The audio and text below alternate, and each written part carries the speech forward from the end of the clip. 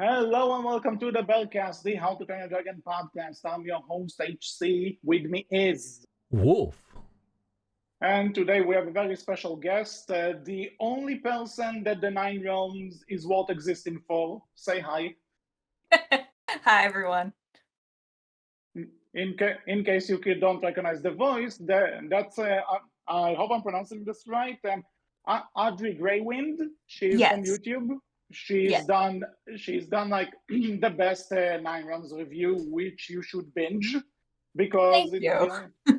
because it's the only thing that was seen from this show. As long as this podcast, I am going to. She's better, but this podcast is good too. Well, you're gonna have to dedicate yourself to a few hours of the torment, but yes, I encourage everyone to go watch the reviews because I do go in depth of the plot without forcing you to actually watch the entire episode yourself, which I've been told is a mercy. Let's say that I think all three of your reviews, I'm not sure about the video game one, are so far shorter than season one, give or take. So yeah, good. Oh, yeah. I mean, I don't intend to make them that long, but every single time they've just happened to be around an hour and 20 minutes by accident. So that's I just the way I it works, I guess. I relate. I relate. So, but anyway, here we are to talk about the new season of the Nine Realms, season 4, which, true to nature, came out really freaking quick. Like, when did we do season 3, Wolf? Like 2 months ago? Yeah, not very long ago. So I know that apparently they like do somewhat of the race to the edge thing, that they order a certain amount of episode and release half and then the other half, kind of, and call it a season. But at the same time, you need to realize this is 4 seasons and the show in general is not even a year old yet. There's no structure to it at all. I think the gap between the first and second season was around 4 or 5 months, which is understandable. But then, ever since then, the seasons have just been coming out within a shorter and shorter amount of time. And it's like, okay. And also, if you notice, like as soon as one season drops, only like maybe 5 days after, it's like, oh, here's a date for the next season. Here's a date for the next one. And if this goes as it should, like I have a friend, who's like, she's big into How to Train a Dragon, but she haven't seen this. I don't blame her. But the thought that this show is going to have as many seasons as Race to the Edge sends shivers down her spine. She's literally depressed because of it. So, Understandably so. but okay, season 4. To those who are new to this, first of all, welcome. Great to have you here.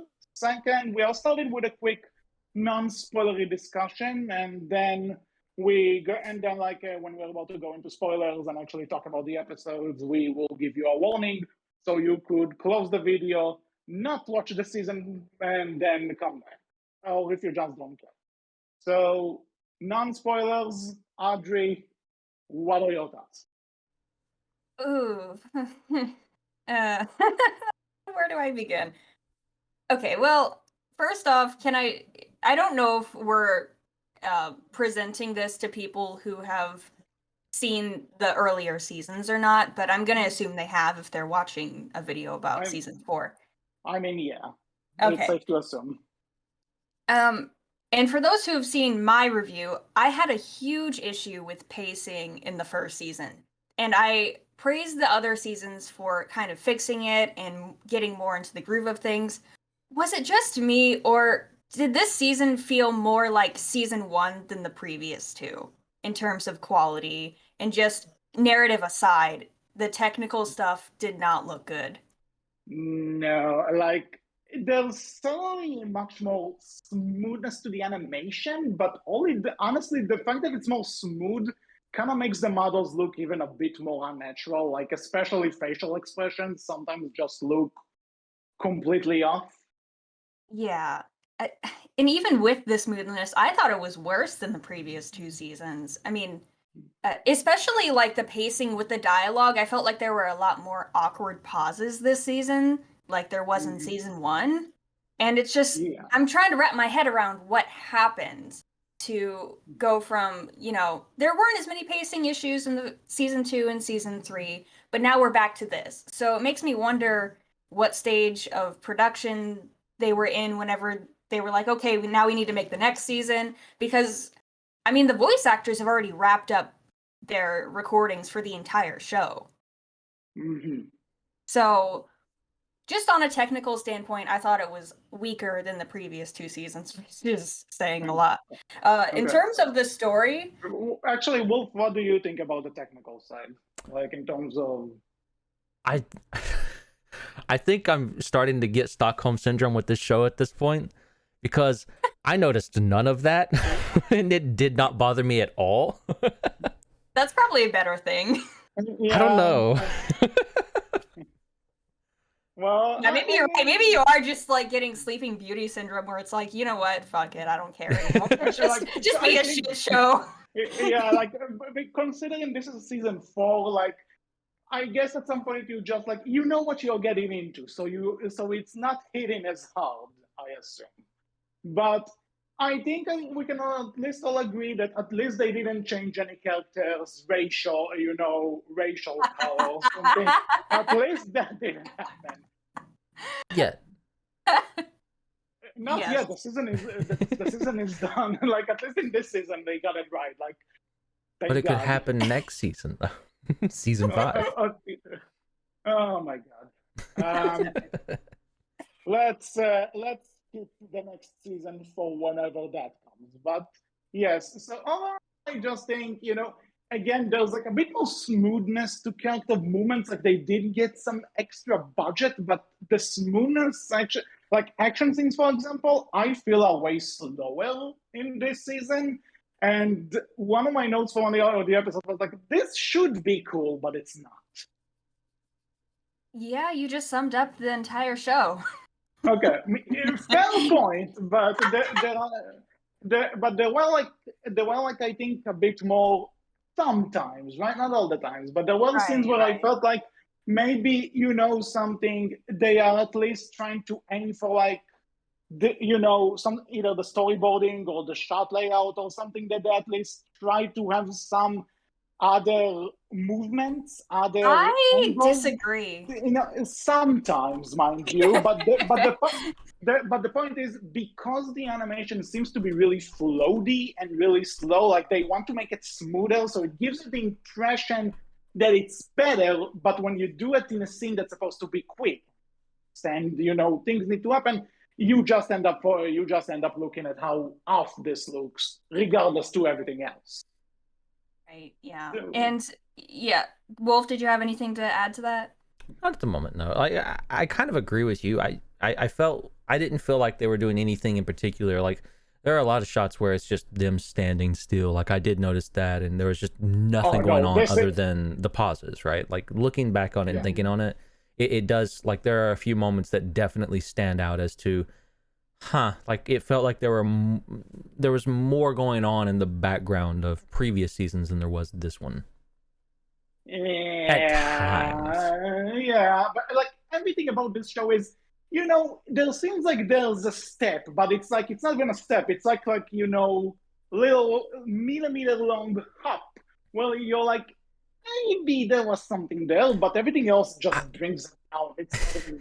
I would argue, right? At least maybe this is my opinion. Maybe this is just me, but I would argue that in some of the episodes, I felt like the writing was decently on point this season, like better than previous seasons to some degree. Arguably, that's not a high bar to jump over, but still. And I don't know, like, I guess it's one of those things of the writing got better this season, but everything else got downgraded. So everything else gets upgraded next season and the writing gets downgraded. I feel like this is the roller coaster we're on with this show at this point. Yeah, a roller coaster where in the middle of the loop, you're just stuck with your head upside down and you're wondering when the suffering will end. Yes, definitely. Oh my god. Regarding writing, Audrie, what do you have to say? Non-spoilers yet. Well, to just go back to the cinematography for a moment, I can only compare this show to the shows that came before it, and I wouldn't be doing that if they weren't attempting to connect the timeline in the way that they are, which And I don't also, think it's some of the same crew, so yeah. yes. So I think it's only fair that if you're trying to capitalize off the original shows and franchise and connect the stories, I'm gonna compare the two. And I watch Race to the Edge all the freaking time. It's one of my favorite shows ever. And just going through the episodes that came out from 2015 to 2018, the cinematography, the shot composition, everything looks so interesting all the time. Like they don't just put a camera in a theoretical space where people would exist and hold it there on the characters. Like things happen for specific reasons. One of the examples that comes to mind would be like in Blindsided, where you have the camera on Astrid's face and we're going in and out of focus to represent the fact that she can't see. Or shots like aerial shots following Hiccup and Toothless, or POV shots, or anything at all. Yeah. This show has none of that. 90% of the time, it's just a single shot on the characters as the action is happening. There's no movement, there's nothing. The last time I remember an interesting shot happening was, I think, in season 2, where there's a 2-second Dutch angle that rotates on the characters, and I'm like, wow, that was the first dynamic thing that this show has done ever. And it hasn't done it since. And that's what I mean. And that's what I mean with like, I can see the point, because like, I think in this, there was moments where like the animation itself, like what the character would do could be interesting. What the character would have done could have some sort of weight to it. But it doesn't have weight because it's floaty as all hell. I know they're flying, but still. And two, the camera is just static. Move it. You have the power. Yeah, I think there's a shot in episode 1, and it's of something really, really crazy happening. And like the music is going crazy and the characters are screaming, but the camera is just sat still at an like, what the fuck? I don't know what they were thinking, if they even had the time to do anything at all, which they probably didn't. But in terms of the writing, I'm really conflicted because there are certain characters. I mean, I love Alex to death, and I think she gets better every season. She's the best thing about this show. Yeah, she is absolutely the best. But I'm slowly thinking that she's not supposed to be the best. She just is, because she's pointing out the show's flaws for us. Yes. Like it's basically, there's a mystery science theater within this show. She's the character who says exactly what the audience is thinking. And that's, I don't, like you said, I don't think they intended that to be as hilarious and relatable as it is. But since everyone else is like pretty much one-dimensional and they have no personality aside from a single trait that the show exploits to hell and back to try to make things interesting when they aren't. We'll get there. Yeah, we will. So with her, I mean, she really, really carries this show, and I think she deserves even more screen time than she had this season, even though she was one of the characters who actually got a centric episode, which I don't think D'Angelo did. Nope. He was just such a non-factor this season. kind of thing, no, D'Angelo didn't get anything. But in terms of writing, I will say that, I just want to say, non-spoilers, but episodes 1 and 2, they weren't good. Do not misunderstand me. But I feel like there's potential. There's something trying to come out. I can see this working with the one more draft, maybe 2 drafts. Like, again, not an eyeball to jump over, but it's like, okay, maybe this show is starting to go somewhere. Maybe I can actually walk out of this and say, good, you're trying, you're not there, but I can see you getting better. And then from episode 3 all the way to the finale, it just goes down and down and down, to the point my girlfriend actually told me, I don't think I've ever seen you this mad.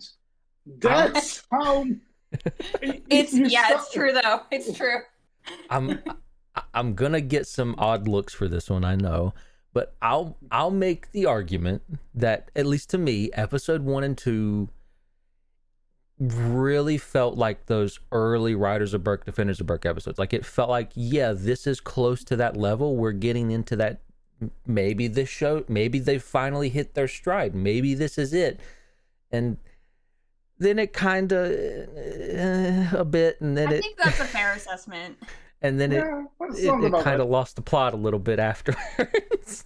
Well, the issue in that the I best take, way, in my opinion.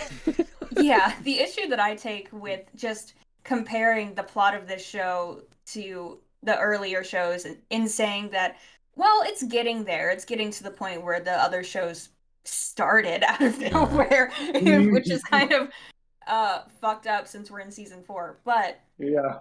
The issue then again, you say well, season 4 again. I must stress this show is not even 1 year old yet, so we didn't have much time to grow. And actually, this is more of a problem with this season than you think, but we'll get there. Yeah, the issue that I take with trying to say, well, the show is at least getting to the point now where the original shows were, it's kind of built on a really hollow foundation, because the first 3 seasons of this show so far have been really awful, and I don't like a majority of the characters or the conflicts that they're introducing. So when you say, well, now they're getting somewhere and things are happening with those things, well, that doesn't change the fact that these things are bad and they started bad. Definitely. Fair. Can't argue. Unfortunately. Yeah. I don't mean to be so negative, but this is just like my thoughts on the series. That's completely fair. Like I've been negative about this show since day one. It's okay. Like as always, right? Everyone who comes on the show, and we will always stress this, we don't want to be negative when we talk about anything. We want to love this. Genuinely, we want to love it. You're talking about 3 people here, 2 dudes started a podcast, and like Audrie here was also a big fan. You talk to 3 people who lived, breathed, loved the Hiccup and Filth stuff, be it the movies or the shows. Yeah, same. It's like 90% of my personality to this day as a 22-year-old adult. Yeah, definitely. I get you, because again, they've been a big part of my life as well. I met so many friends thanks to them. I podcast, like in some converted way, even my girlfriend I met through this franchise. You're talking to people who How to Train Your Dragon means a lot to them, and in a sense, change some of their lives even for the better. We don't want to hate on this show, but this show is like targeting us.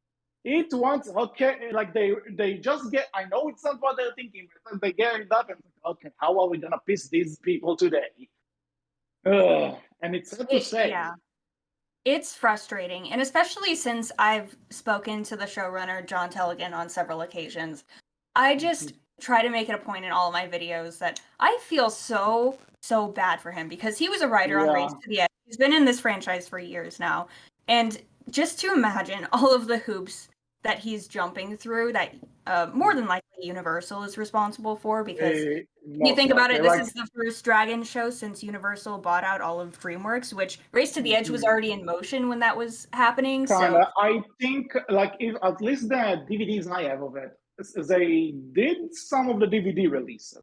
I'm not sure if the entire show was not, but I know they're responsible for the DVDs I have. So, but it was like the show was already kind of done already when they took over. This and Rescue Riders, if you want to count that. That's the one where they're like actually being involved with the franchise. Yeah, which again, I've stated on multiple occasions that, you know, I haven't even seen Rescue Riders. I don't even really acknowledge its existence, because Dean confirms that it's not canon to the Hiccup and Childish universe. I know. I'm with you, but Wolf, contain yourself. Contain yourself, Audie. Contain yourself. It's a fact. I'm sorry. No, I'm with you. Listen, I'm with you. He just tries to argue. All I'm gonna say is, you know, Dean's allowed to be wrong. It's okay. All right. Considering we have a lot of angry to be, let's move on. But fair. Before we talk to spoilers, I do want to bring something up, and it's about the name of this damn show. since season 1, we were kind of wondering what the meaning of the 9 realms is. And granted, the show kind of starts mentioning realms, so you kind of get the idea. 3-4 seasons in, good on you. But the thing is that recently, a little indie game you might have heard of, it's called God of War Ragnarok, which you should play if you have a PlayStation 5 or 4. It takes place in Norse mythology. And the game's tagline is Explore the 9 realms. And they even mention the 9 realms in the story. It's the setup.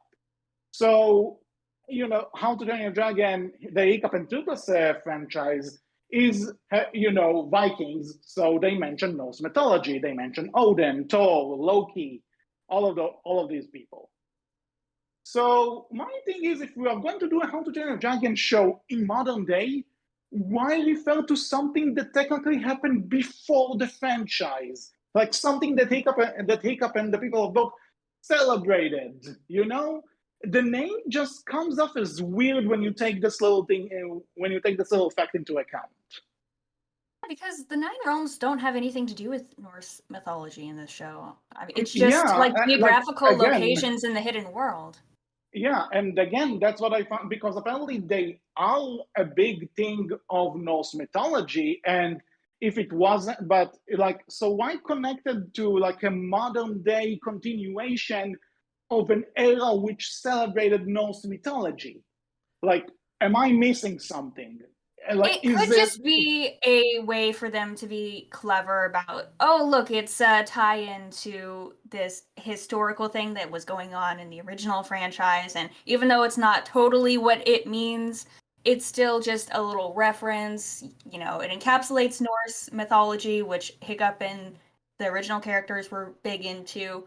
Which, if they were going to do that, then that's fine, but it shouldn't happen 3-4 seasons into the fucking show. It should have happened in the first few episodes. Somehow, I don't care how, you just need to explain the title of the show before 20 episodes in.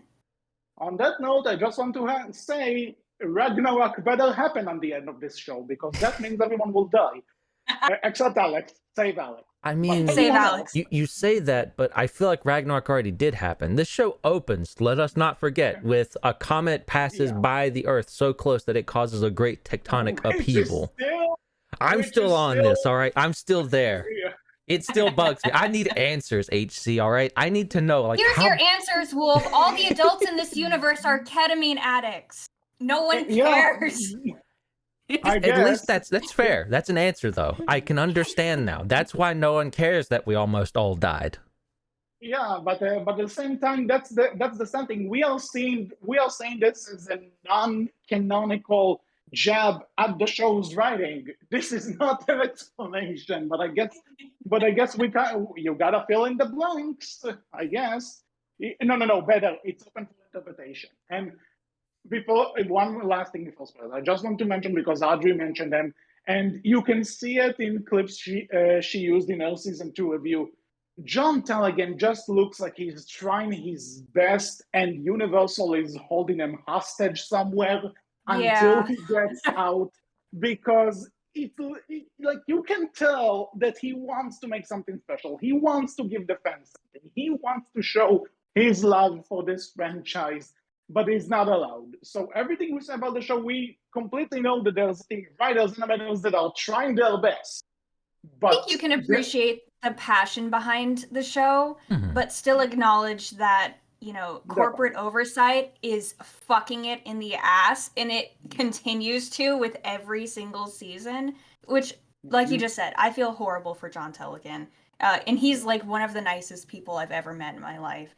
And it's really sad whenever you think about it, because all of the things that have happened so far and all of the missed opportunities throughout the seasons, I mean, if you really pay attention to everything that's happened, there are so many missing points, and John's at the point where he's having to answer fan questions on Twitter to connect the dots of the plot.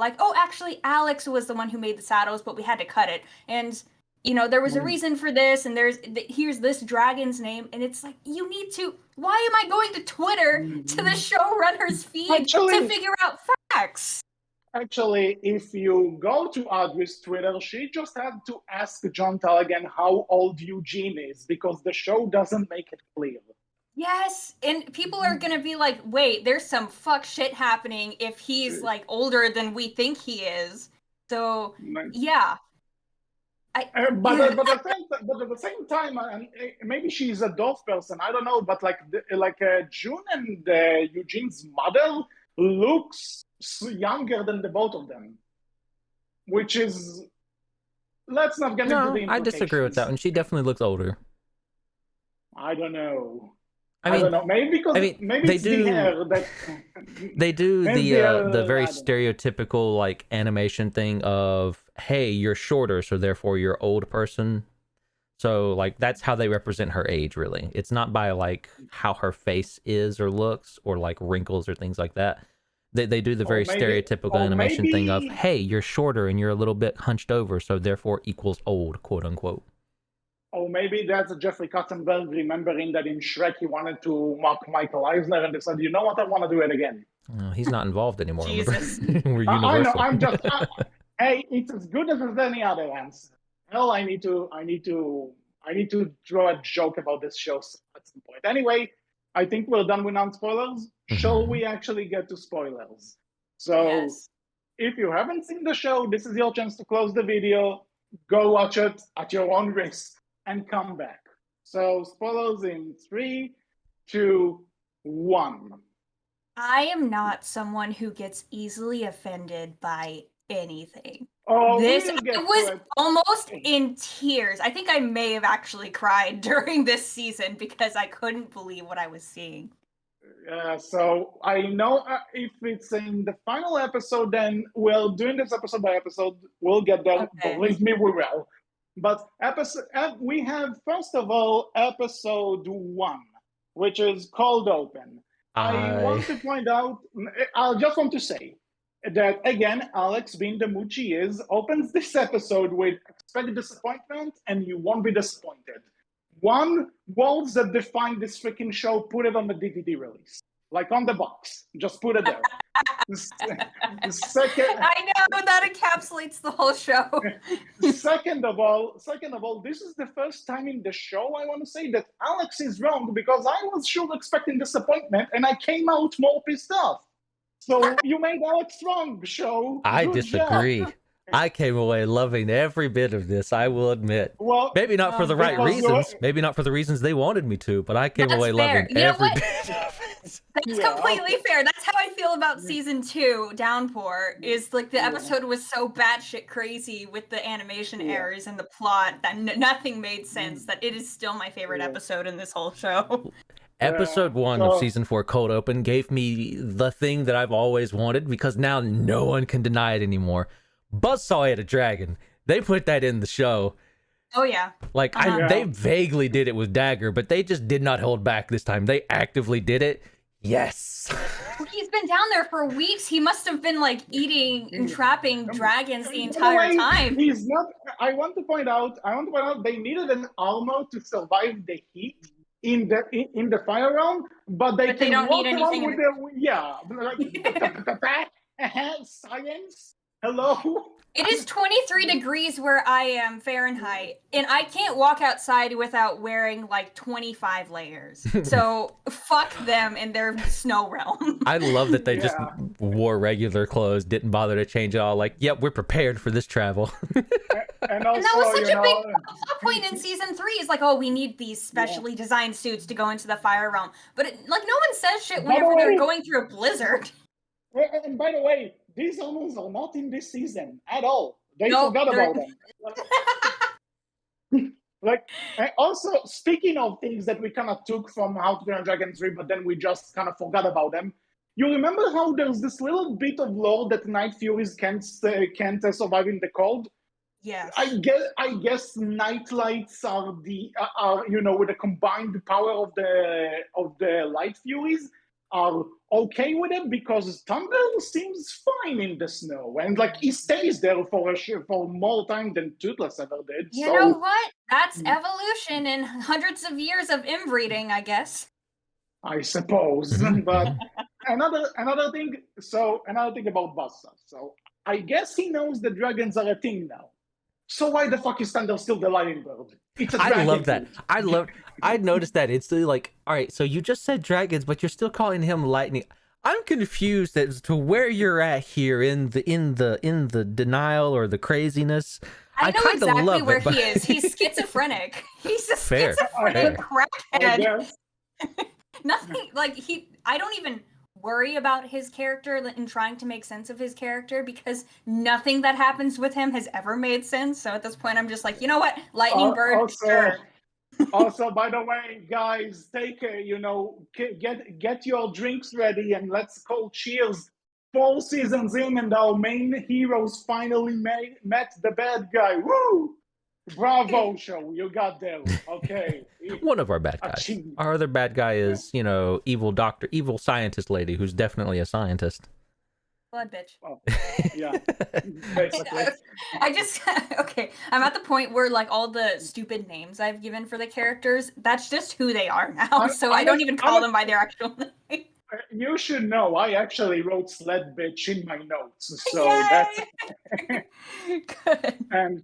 And speaking, actually, you know what? I'm kind of jumping ahead, but speaking of making Audrie happy, I know you might not get that shit, but you at least got Tom holding Alex's waist when they play.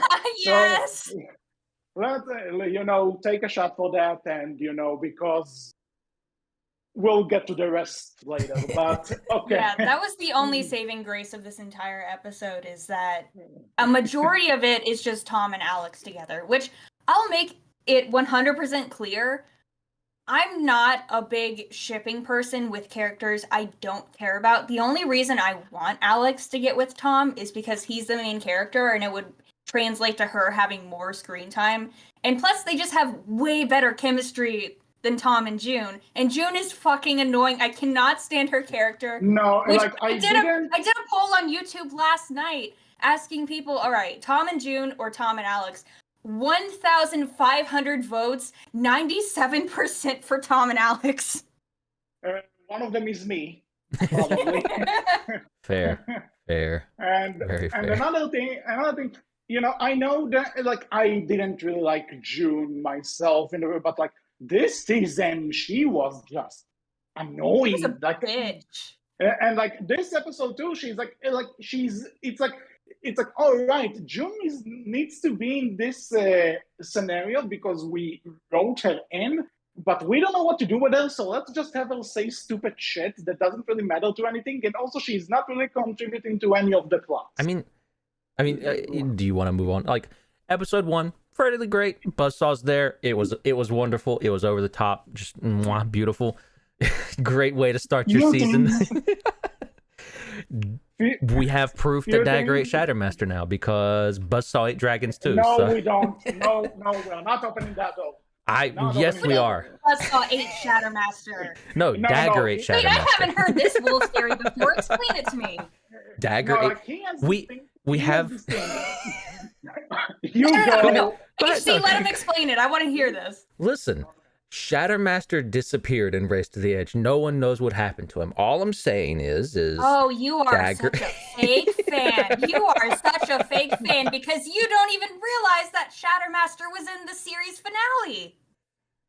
I'll do you better. He mentioned that when we covered the series. Oh, I did.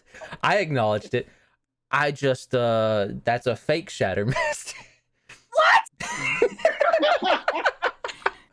Okay, so you're just like the Alex Jones, or what's his fit, like the conspiracy guy of the How to Train Your Dragon franchise. I need to do a collection of just all of the insane and all of the wonderful, wacky, and wondrous ride that I have taken people on with my.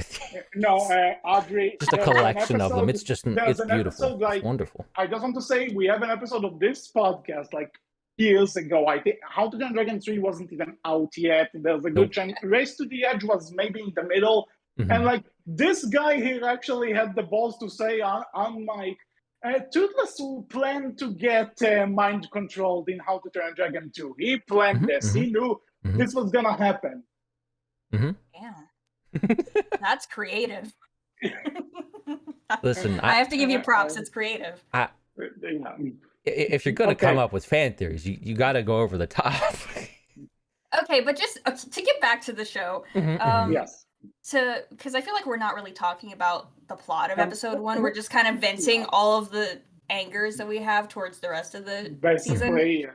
But to talk about the facts that the entire season starts out with Tom trying to open the box that they found at the end of season 3. And then it cuts to his mother, who's also obsessing over the crystal that she found. And I'm just sitting there going, okay, are they trying to imply that Hiccup's obsessive gene traveled through hundreds of ancestors and is now affecting these fucks? Because my point from season 1 still stands. There are hundreds of ancestors between Hiccup and Tom, and unless there was like some heathen vampire shit happening, this wouldn't have happened, and it doesn't make sense. I just want to say I have a headcanon now. The reason we don't see Tom's father is because he divorced Tom's mother because she was paying too much attention to scrap metal than their anniversary. They're dumb. Yes. But Put the giant bags of money on the side. I will count it later. But yeah, that's actually a good point. Now that you mention it, that he's obsessed. He's obsessed. Which I get it. On. They're trying to make it more recognizable to like, hey, he's just like the characters from the original show, and even if we aren't at the point at that episode at least to where he's canonically related to Hiccup, then sure, it could be a fun thing. But I don't think it's earned at all, because we haven't seen it at all so far in the show. He just randomly starts getting obsessive about it. Yeah, and also I just want to say that people since season 1 called out the fact that Coruscant means son of Headache, and they still play the stuff like it's some big mystery. Like, but okay. Yeah. The season doesn't really acknowledge that, so I'm not gonna say. But I said that in my trailer review before the series even came out. I was like, oh no, this fuckboy is gonna be a descendant of Hiccup and Astrid, isn't he? And he is. I mean. Wolf, talking with the other theory. No, not theory yet. Is it the fact that he's a descendant of Heather theory? Yes. Oh Lord, I think. Why? No, have I said that? I don't remember what theories I've said at this point.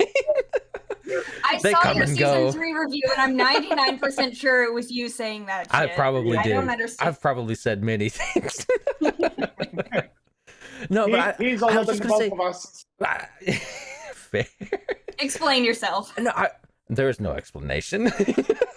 You think there's an explanation to these theories? No. They come on a whim out of nowhere. They take us all by surprise, including me, by the way. It's just word vomit. I just put them out there, and people just like, oh, but why? So what you're saying is that you're Tetsuya Nomura. Yeah. And it connects because fucking Sora is Bossa in this show. Back to the episode. But no, what I wanted to say though it's kind of odd that we are talking about that he could be a descendant, because apparently, according to this, show, they lived in the hidden world. How did they get out? Okay, we're gonna get there, and I'm going to go off the fucking handle when we get to that point. So before this, just I guess one thing about this one, at the start there's this frame of June and Thunder making those puppy eyes at Tom. Oh, I was terrified. This is the scariest thing that I've ever seen in my life. And when I joked with a friend of mine that because season 4 came out less than a year after season 1, that 9 Realms is the Five Nights at Freddy's of this franchise. I didn't expect us to get fucking jump scared. I literally have a whole note dedicated to that one shot. June and Thunder give Tom puppy eyes, but like June's eyes are already so freakishly huge and crazy looking that it scared the shit out of me. I was like shitting. If I were Tom, I would have shit my pants when that happened. Like, oh my god, close your fucking eyes, you freak of nature. A natural eye color, everyone. Yeah, apparently it is. I don't know. I've gotten like 100 comments saying, well, actually, purple eyes are a thing. Get the fuck out of here. No, they are not. Actually, the friend I mentioned who is sad about this show having just as many seasons as the rest of the Edge, she actually when she saw June, she's like, oh, she wears purple. She has purple eyes. GG designers. It doesn't even matter if it's a real eye color or not. It's just a lame design. Like it's the same color. Design. Yeah. Okay. But back to the episode. Another thing I just want to quickly mention. I was cursing. I was yelling on my screen. Don't leave Thunder with the psychopath. You can see he's a psychopath. Why is Tom an idiot? But then they actually tricked him. I'm like, okay, show. Well played. Well played. They got you. Well played at all. I think what would have been well played is Thunder zapping Buzzsaw out of existence, and he was just staying on the snow. Okay? I'm taking what I can get. Can I just point out also that, and this is really a constant theme throughout this season, is we're at the point now where I just cannot wrap my brain around the logistics of the realms, like geographically, because we go down that, like, it was the sinkhole at the end of season 3 that was shallow enough that Buzzsaw survived falling down it, but then they go down and go into the ice realm, and there are mountains down there, and there's like there's a sun in the hidden world, because it like sets and it goes up again, and you can see it in one of the shots of the episode. I'm like, why is there a sun down here? Where did these mountains go in the world? That didn't even face me. I didn't even realize that was that is underground. Wow. How?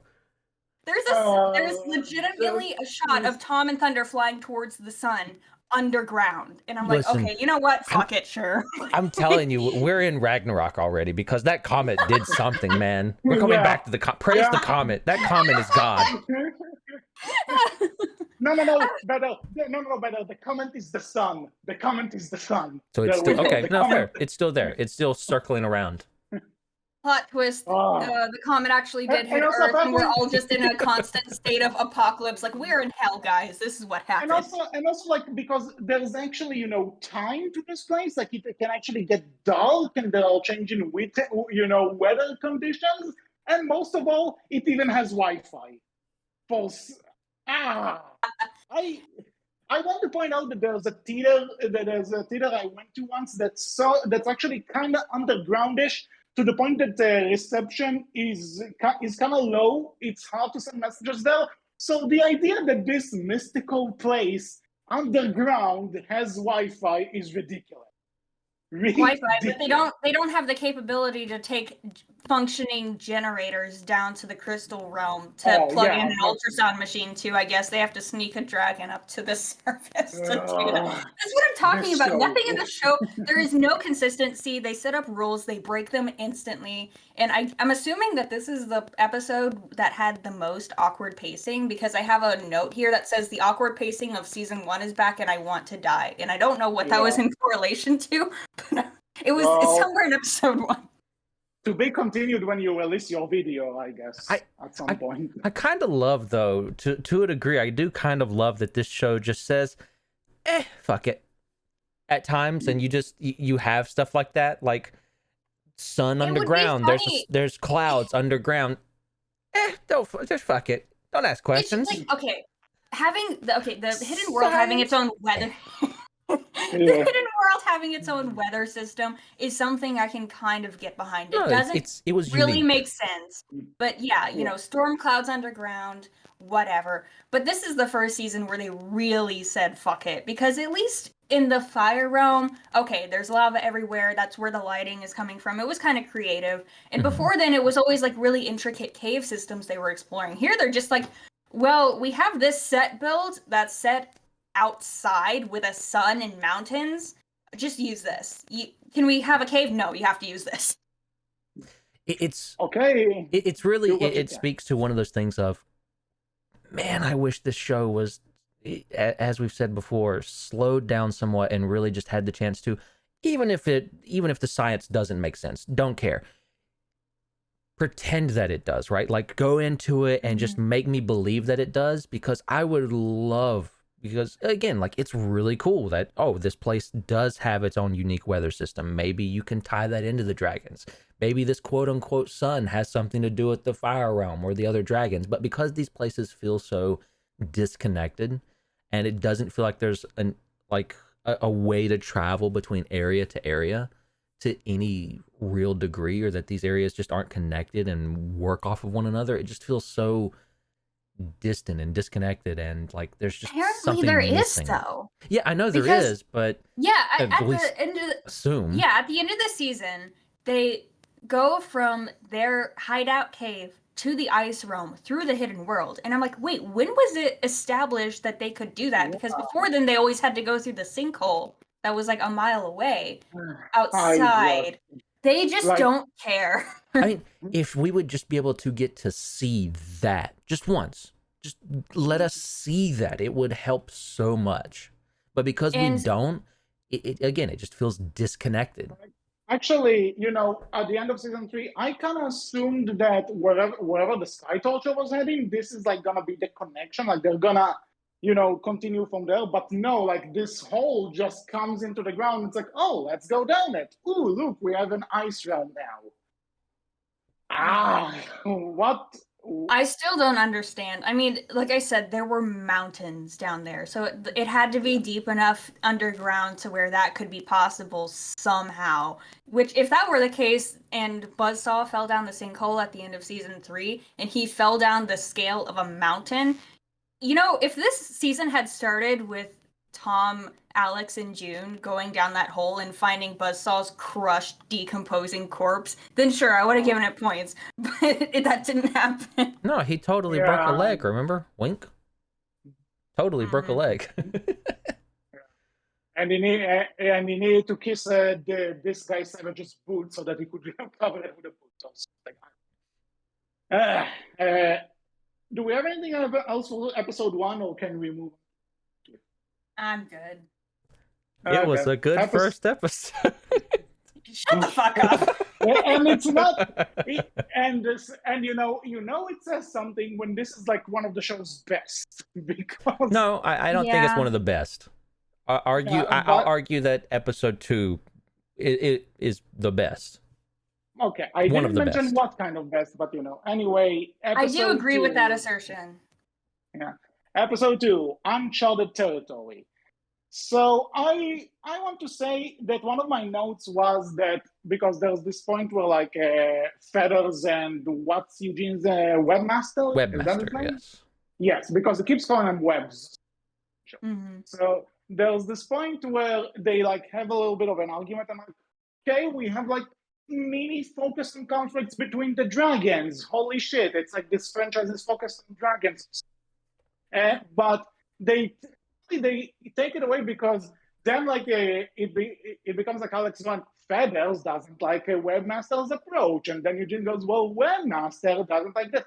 Am I watching a narration of a Dr. Seuss book? Let the animals be animals, and then they kind of let them. They actually have this point where Feathers and Webmaster have to, stick together, and and it's without dialogue. It's just animation, for as much as it says in this show. And it was actually, I'm like, okay, I'm watching something. It was decent. Dragon.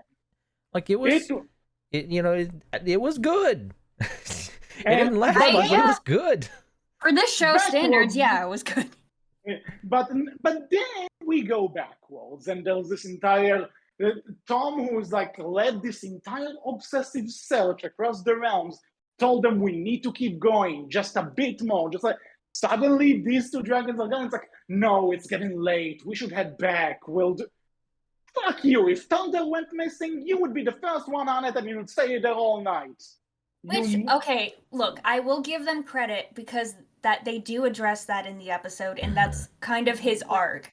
So at least they're actually admitting that, that's a fucked up thing to do, because you're absolutely right. If that was Thunder, they would have froze to death in that damn realm before they left. But then, and I get you, but then one of my other notes is, how many times are we gonna do that Tom needs to learn how to be a better leader? How many times are we gonna do that he needs to, to actually count It's on earned people. because I think it's earned.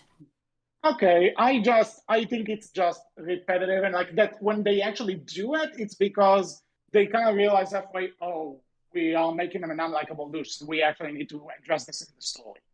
Yeah, which I'm not saying that it isn't lazy, and it hasn't been lazy. I mean, that whole plot of the first episode of season 3, whenever he's like, "Oh, we need to test this Monstrous Nightmares fire on this suit for these reasons," and everyone's like, "Tom, he's not a machine." Notably June, which fuck her, anyways. But still, that was lazy, cheap. I hated it. June too in this episode is like Clan said, but he like. And considering what's the episode after this, Wu and Wei are sick, and she's like dragging everyone this fucking mountain. So you hypocritical bitch. Yeah, June's a bitch. We all like. Can we just establish that now? She sucks in this in this season and this show in general. She's awful. The episode placement on this one for June definitely didn't work out to her favor very well at all, considering next episode after this one. And also, like, they find I cracked up laughing when they find this white one. Like, maybe it's a Yeti, and it's like, are you a Yeti? Really? Where do you think you are? I will give credit. I did kind of like the comment of, well, yeah, it may not be a Yeti, but it could be something based off the dragons with the myth, blah, blah, blah. I've liked that, route they're trying to take her. But then episode 3 of this season comes along, and yeah. Okay, can I just say that with all of that mythology shit that she's into, I feel like in this episode in particular, it's bearable because it's played up for a joke. It's not taken overly seriously. And if a majority of the things that happen with that were like this episode, I would be okay with it, but most of them aren't. Most of them are like the next episode, where she just is. We're expected to take her seriously, and I just don't. Which we'll get to that. But just with this episode in general, I enjoyed the conflict with Tom. I think that the arc that he went through within the context of the show was one of the better ones, and if they were to replicate that more often, instead of just like pulling conflict out of their ass because they need to meet a runtime, if more episodes were like this, I feel like the show would be going in a better direction. But then we get to all the weird shit that happened from this episode, which please tell me you guys picked up on it. What exactly? Because I was about to say, speaking of Tom and pulling things out of her ass, I was thinking about the ending. The ending. Which part of it? Like the ending of this episode, where like he goes back home, he looks at this thing they found, and how do I get this to open? And that's right. The helmet just fucking falls. The horn breaks, and it's like, oh no! And then like there's suddenly a key, and the key opens this thing. All the episodes were blending together in my head, so I didn't even realize that was the and like it's in this, and I just remember also laughing because this episode's name is Uncharted Territory, and like. Just because you put the name in the word in the name of the episode doesn't mean it's suddenly Uncharted. What is this? What is this puzzle thing that suddenly happens here? When I was saying weird shit, I was mainly referencing, which I'll just take you guys on the same emotional journey that I went on, because everyone now is saying they're shipping Eugene and Alex. They're trying to push Eugene and Alex. And okay, here's the roller coaster I went on. For this entire episode, I was like, okay, yeah, they're spending a lot of time together, but I don't think it's intended to be romantic. People are blowing it out of proportion. It's just a male and a female character together. And yeah, they have like good chemistry, but the only reason people are attributing it to romance is because no one in this damn show has any chemistry ever. So the second it happens, people are like, oh, look, it's a thing that's happening. Okay, so that was a whole thing in and of itself. I left this episode thinking, okay, yeah, they're friends now, but it's not romantic. Then there's a line, and I believe it's episode 5, in a moment where they look at each other, and it was so sexually charged, and I was like, wait a minute, were they pushing that together? No, I absolutely noticed that. Not, I was gonna wait till then, but yeah, like episode 5, and then like a tiny bit in episode 4. I was like, wait a second.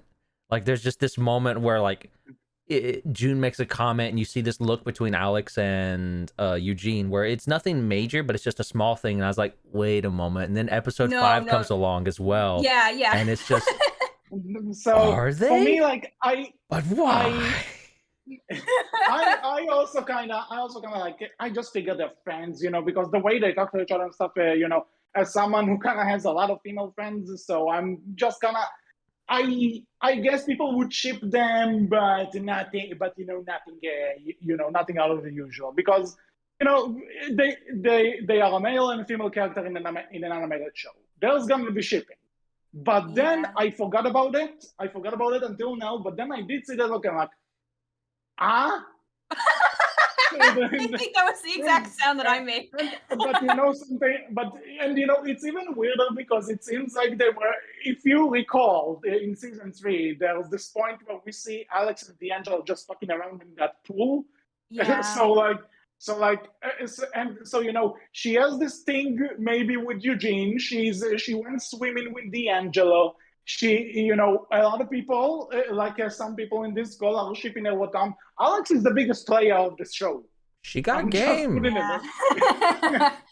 Which I will say, it is very, very possible that we are all just reading way too much into it and that nothing's going to happen. And I will say that since this podcast has started recording, King Lava Cactus sent me a screenshot of John Telligan replying to my tweet that I asked him last night. Eugene is 17.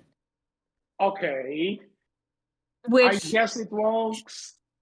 Yeah, it works, but it's still like the fact that we had to ask him is a little concerning. Yeah. And I sent KLC and Razorblade a message last night in our group chat saying, okay, I just asked John Telligan Eugene's age. If he responds, we can put this to rest, but if he doesn't respond, it's going to look really bad for them. Either way, we win. Oh my god! I just have this GIF somebody made of that point in Race to the Edge where he gives a thumbs up. Wait, that's what I have in my mind now. We can rest. We won. So, which I will say, I do like. I don't love the idea of shipping Alex with anyone aside from the main character. Again, just because I want her to have that spotlight, but. If I were to have her shipped with anyone, I would rather it be Eugene than D'Angelo, because I don't think her and D'Angelo have any chemistry at all. Like, at least Eugene and Alex have kind of a playful relationship now. And they do have an established bond because they had that experience of, actually being worried. But, okay, is there anything else to say about episode 2 besides the climax to this episode is what I was talking about? Well, to just go back to that. I just want to say that this episode is what I meant with the animation. You could tell that the characters want to do cool things and they want them to do cool things, but again, floaty and also, again, static images throughout this entire action. There's not one creative camera work and it just looks lame.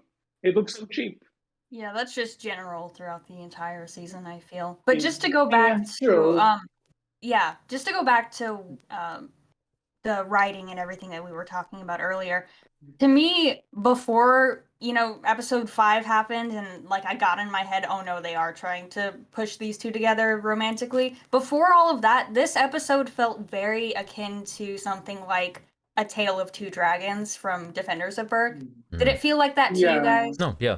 Like, this is where I made the comment. This is the episode that I would definitely make the comment on. This felt like early or, kind of around that Riders of Berk, Defenders of Berk era. Like, this was decent. Yeah. This was good enough that I would say this is one of the, lesser or decent episodes of those shows. I wouldn't necessarily put it on Race to the Edge level, but it's good. No. I think it was intended to be a passable episode, like just kind of like, oh, we need to put this in so we can meet the requirement for the season. But as this show has a habit of doing, even though it was a passable episode on their end, it was the best for us because all of the big narrative driving episodes later on were so shit that this looks like a godsend. This episode gave me a brief amount of hope that maybe this is again this season is it. They've finally hit their stride. This is gonna be it. Let's go. It was a rocky first episode, but there's some stuff there I liked. Second episode, all right, this one's good. I've got some hope.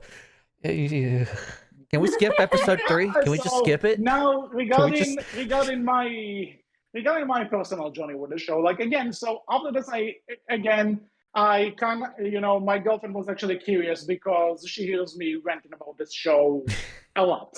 And, to the point she actually said if Wolfgang Star comes, she claims to have a BDSM relationship with that, which is kind of dumb. But the point is, I actually told her, hey, you know what, 2 episodes and, it's not great. There's a lot to improve still, but you know what I think? Well, it actually shows promise. It actually got me thinking about the positives. It actually caught me somewhat off guard. I can see the potential. Maybe there's a chance that the next 4 episode 3 starts and I'm like, oh, for the love of God, there's the 9 realms I know and don't love. And what episode 3? There's only 5 episodes this season. No. I don't know if this episode 3 of season 4 you speak of. we are treating the 2-part episode when we cover that. I know I'm treating it as a 2-parter as well. Episode 3. Can we just skip episode 3? Episode 3 is so bad. We need to bask in this bullshit together, guys. No, we are going to get through this because I have so much to say.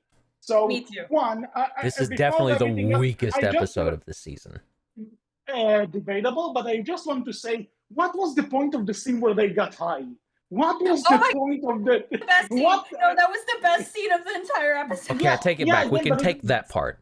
That part's good. But that's the thing. It's the best scene in terms of it's so batshit insane, but in terms of context, what did it add to the story? What does this obstacle have to do with climbing the mountain? I will tell you exactly.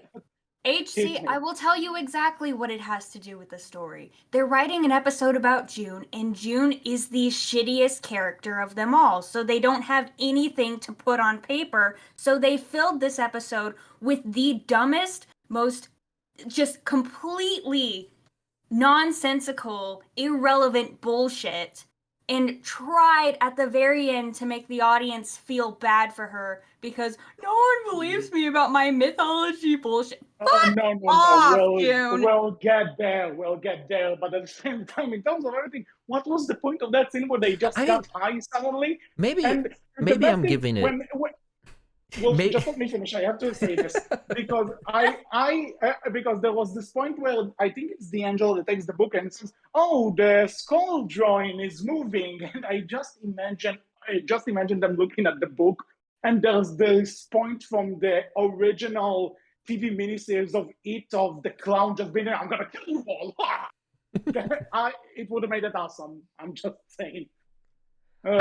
Maybe I'm giving Race to the Edge too much credit, but I feel like that scene, right? You would have seen the writers go unconscious, and then you would have gotten at least a brief snippet of the dragons doing something, right?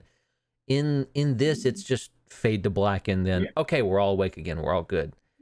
I'm telling you guys, it was to fill up runtime because they had to write an absolutely, episode about June, and they had nothing to go off of because she's a horrible character. Yeah, that's literally it. That actually happens twice because I know they kind of said that there are high winds, so the dragons can't fly, so they have to climb by foot. But at the same time, the dragons could hover. They could totally hover up there. Well, they were flying just fine at the end of the episode at the top of the mountain. Listen, yeah, that too. I won't lie. I laughed my butt off seeing them try to climb that. The animation there was just beautiful. No. The animation on Thunder trying to climb, and then it's like his face, and he's like, this looks like the most he's not a dragon anymore. He's a Teenage Mutant Ninja cow. That's what he is. It was great. It was I love that's probably the one thing I'll take away from this as a memory, and that I loved about this episode. It's one of the only good things. That it's seeing them try to climb. It was wonderful. Yeah, I have a whole note that just says this episode is fucking annoying, and that's the end of, that's pretty much the end of my notes for the episode. I just remember I even noted it. I noted it. That there's this point when they actually reach the top, and there's like the Titan wing, whatever went way out, and it grabs all of them, and I'm like, they're going to have this fight scene, but turns out the dragon is a good guy. They're having this fight scene, but the dragon is totally going to be a good guy that time. He's totally gonna help them. He helps them. I'm like, fuck you, show. Fuck you. And then there's this thing. Well, turns out that Vikings aren't the only people who know about dragons. Are you fucking high? Are you fucking high? Or are you going with the books thing that the Romans knew about them too? I mean, I that could be just episode, like, guys. You're getting like way too high level thinking there on that one, HC. Okay, maybe I am. Who knows? But it's basically just a, hey, my mythology wasn't wrong either. And it's like, yeah, sure, but you were kind of a bitch. Sorry. Yeah. She was a major bitch. Oh my God. Because there's also, like, again... You don't have the right to be smarmy. No. Yeah. And like, there's, again, I point out they have this, like, because Tom and June are just arguing throughout this entire climb about basically nothing. And one, like I said, they could have just hovered the way over. There was no rough wind, and also they are flying by the end. I don't know what this rough wind thing was about. And then too, like, both of their excuses are kind of contradictory to each other, because on the one, Tom says, oh, the book, and fair point. What does he know about this book he just found locked up in a thing? But then June is also, lady, I think you're old enough to know that sometimes mythology stories, some of them are definitely on some truth. I'm not saying. But also, at some point, you need to use your brain. And which maybe she doesn't have, I don't know. I'm just going to point out that this entire episode, the plot can be explained just by saying Tom and June are fighting.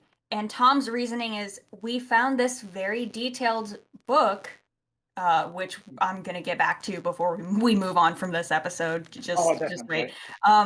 I found this very detailed book in the hidden world that talks about the realms and the dragons, apparently.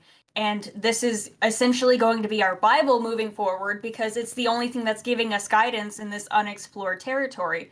And June's like, fuck you, Tom. My dad told me a bedtime story. I'm right. That's basically this whole episode. Yeah, and basically. And she's treated like smarter than him. And I'm like, okay, if I didn't hate June as a character enough, this season was the nail in the coffin for her. And it's so frustrating because I think they were trying to have the opposite effect. I mean, the two bolded notes I have for episode 3 is this whole episode is annoying and June is a bitch. That's the two notes that I have. The other thing is that when you think about it, if Tom and June are really supposed to be like romantically involved, which apparently according to Tom's voice actor they are, yeah, I saw that. Is this supposed to be like building up their romance? Because, like, let me tell you something. Unless you start with them being rivals, you can't have this kind of episode while you're still building this up. There are no stakes from either side. It was really contrived, like they're trying to do like, oh, couples fighting, but they are not a couple. And they are not rivals, so that this fight could eventually aspire something. It's just kind of stuck in the middle, like a relationship with fault. That's what it is. The only thing that I can compare it to, and I can't believe I'm about to compare Tom and June to Hiccup and Astrid because they aren't even in the same universe. But, the one fight that we saw between Hiccup and Astrid was in Mia Morwing whenever she was wearing the betrothal necklace and he didn't notice. And you could say that, Astrid was being petty throughout that episode and it wasn't super deserved, which I would I've heard even people have that opinion before, which fine, whatever. But the reason that episode works so well is because we get to the end, and not only does Astrid apologize, Hiccup gives her a very heartfelt apology, and it's just like it's the perfect exploration of, you know, a fight between Hiccup and Astrid, which we hadn't seen before. And then we could get to this episode in the Nine Realms, and there's no payoff at the very end. It's just, well, I guess we were both right. Fuck you. And that's the thing, that as someone who holds that opinion within me, I'm living, you can even go back to our review. I stand by it. Yeah, both of them also learn from it.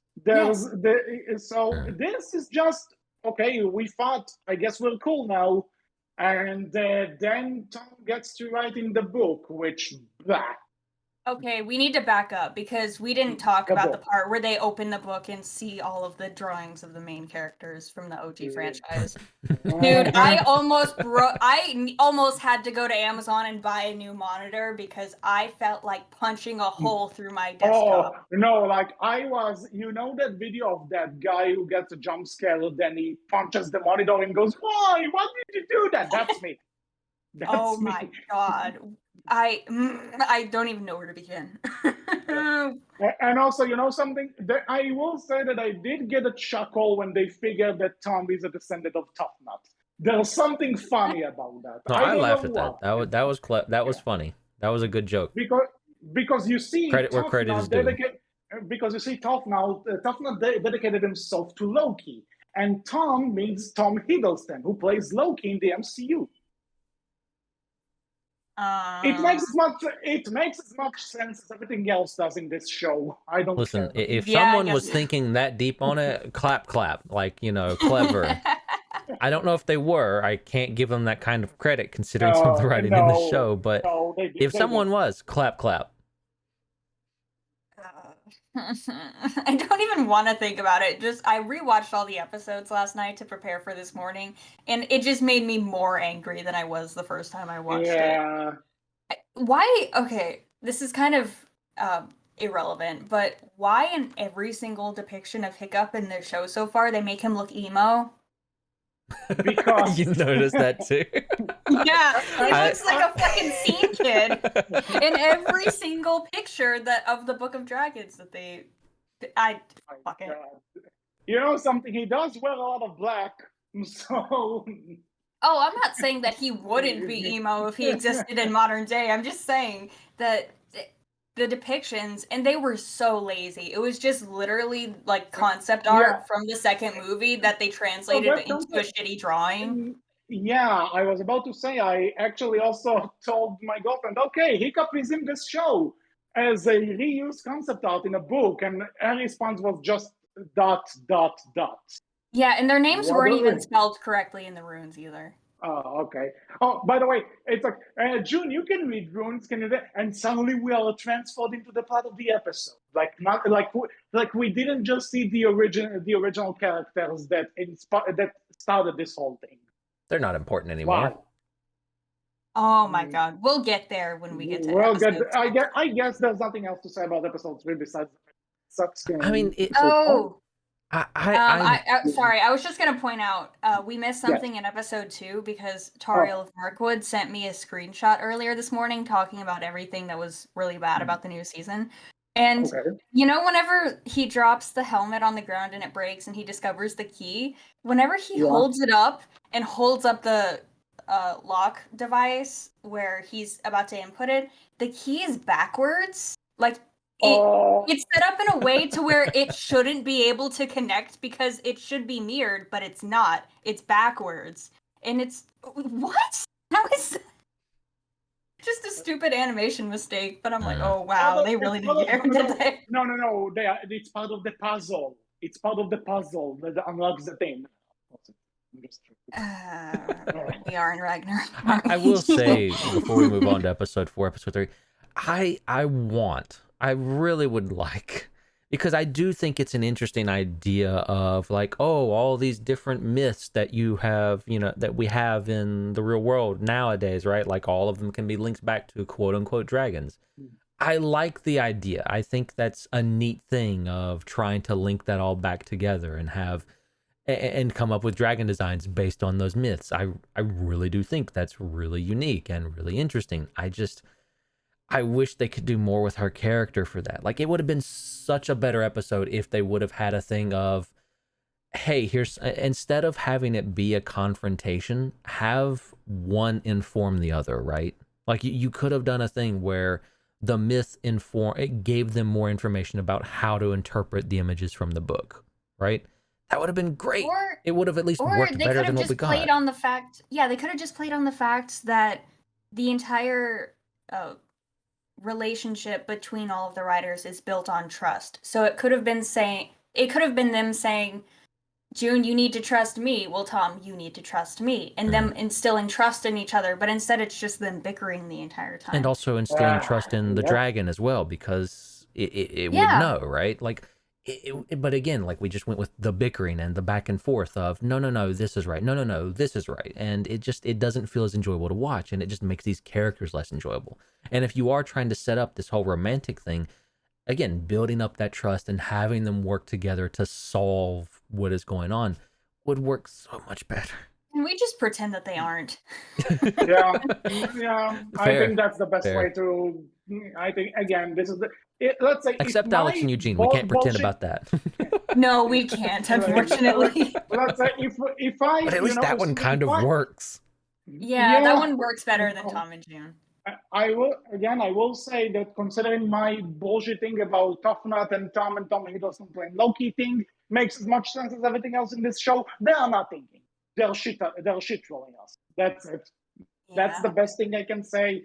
Episode 4. Yeah, we can move on to episode 4, and I'm just going to make a comment that's kind of overarching throughout the season because it's in every episode, but the entire season focuses on Eugene in this constant, I don't know if it's a gag or something where he's trying to assert himself as the leader. And with, like, I think in the first or second episode, I made a note that was like, I get that this is supposed to be a humorous thing, but if you really think about it, Eugene is such a better leader than Tom because Tom is so stupid.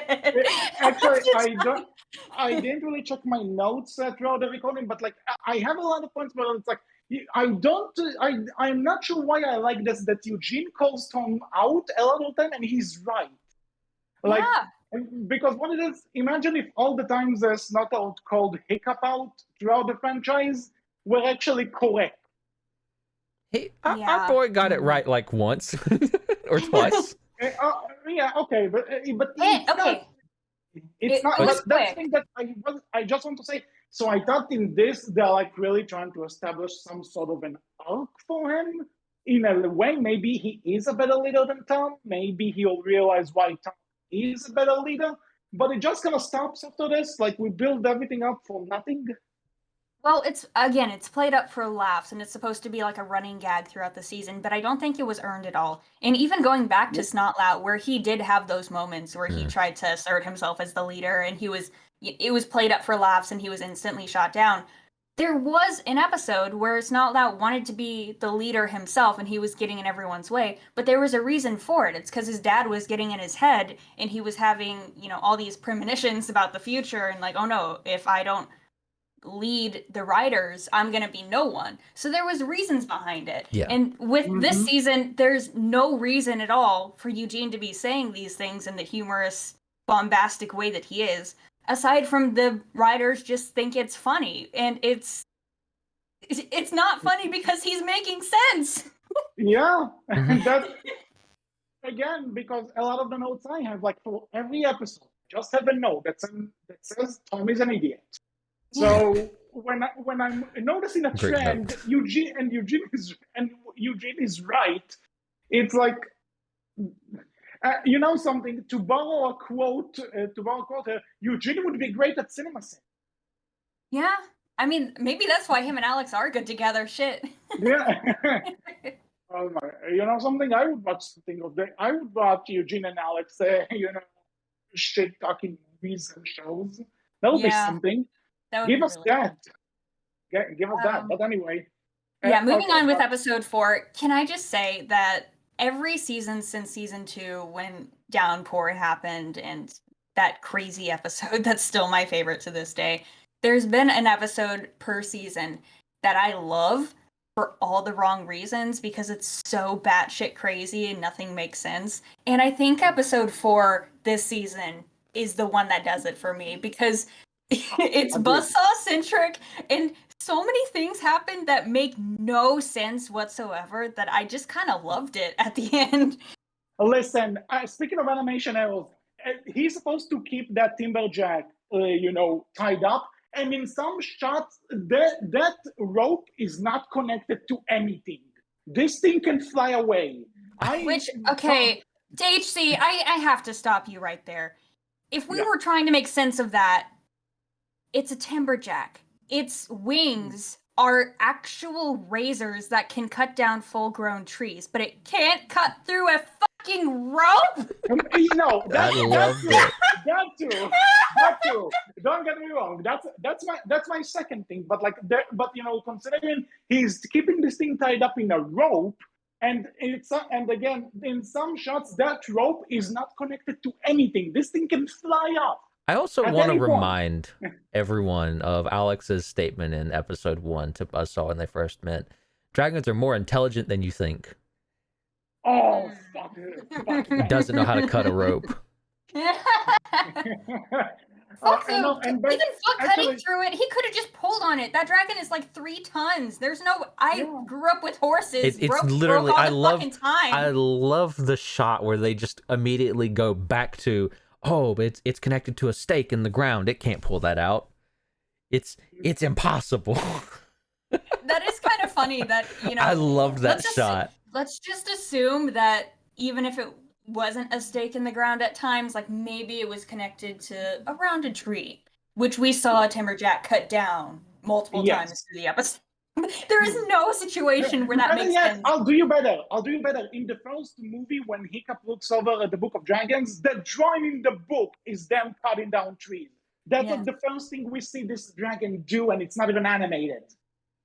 It is. No, in the book of Dragons, in the first movie where Hiccup reads through it, that's not animated. That's just a still. But I thought you were talking about this episode. And No. I said we saw them do this before. So I go back to the very first movie.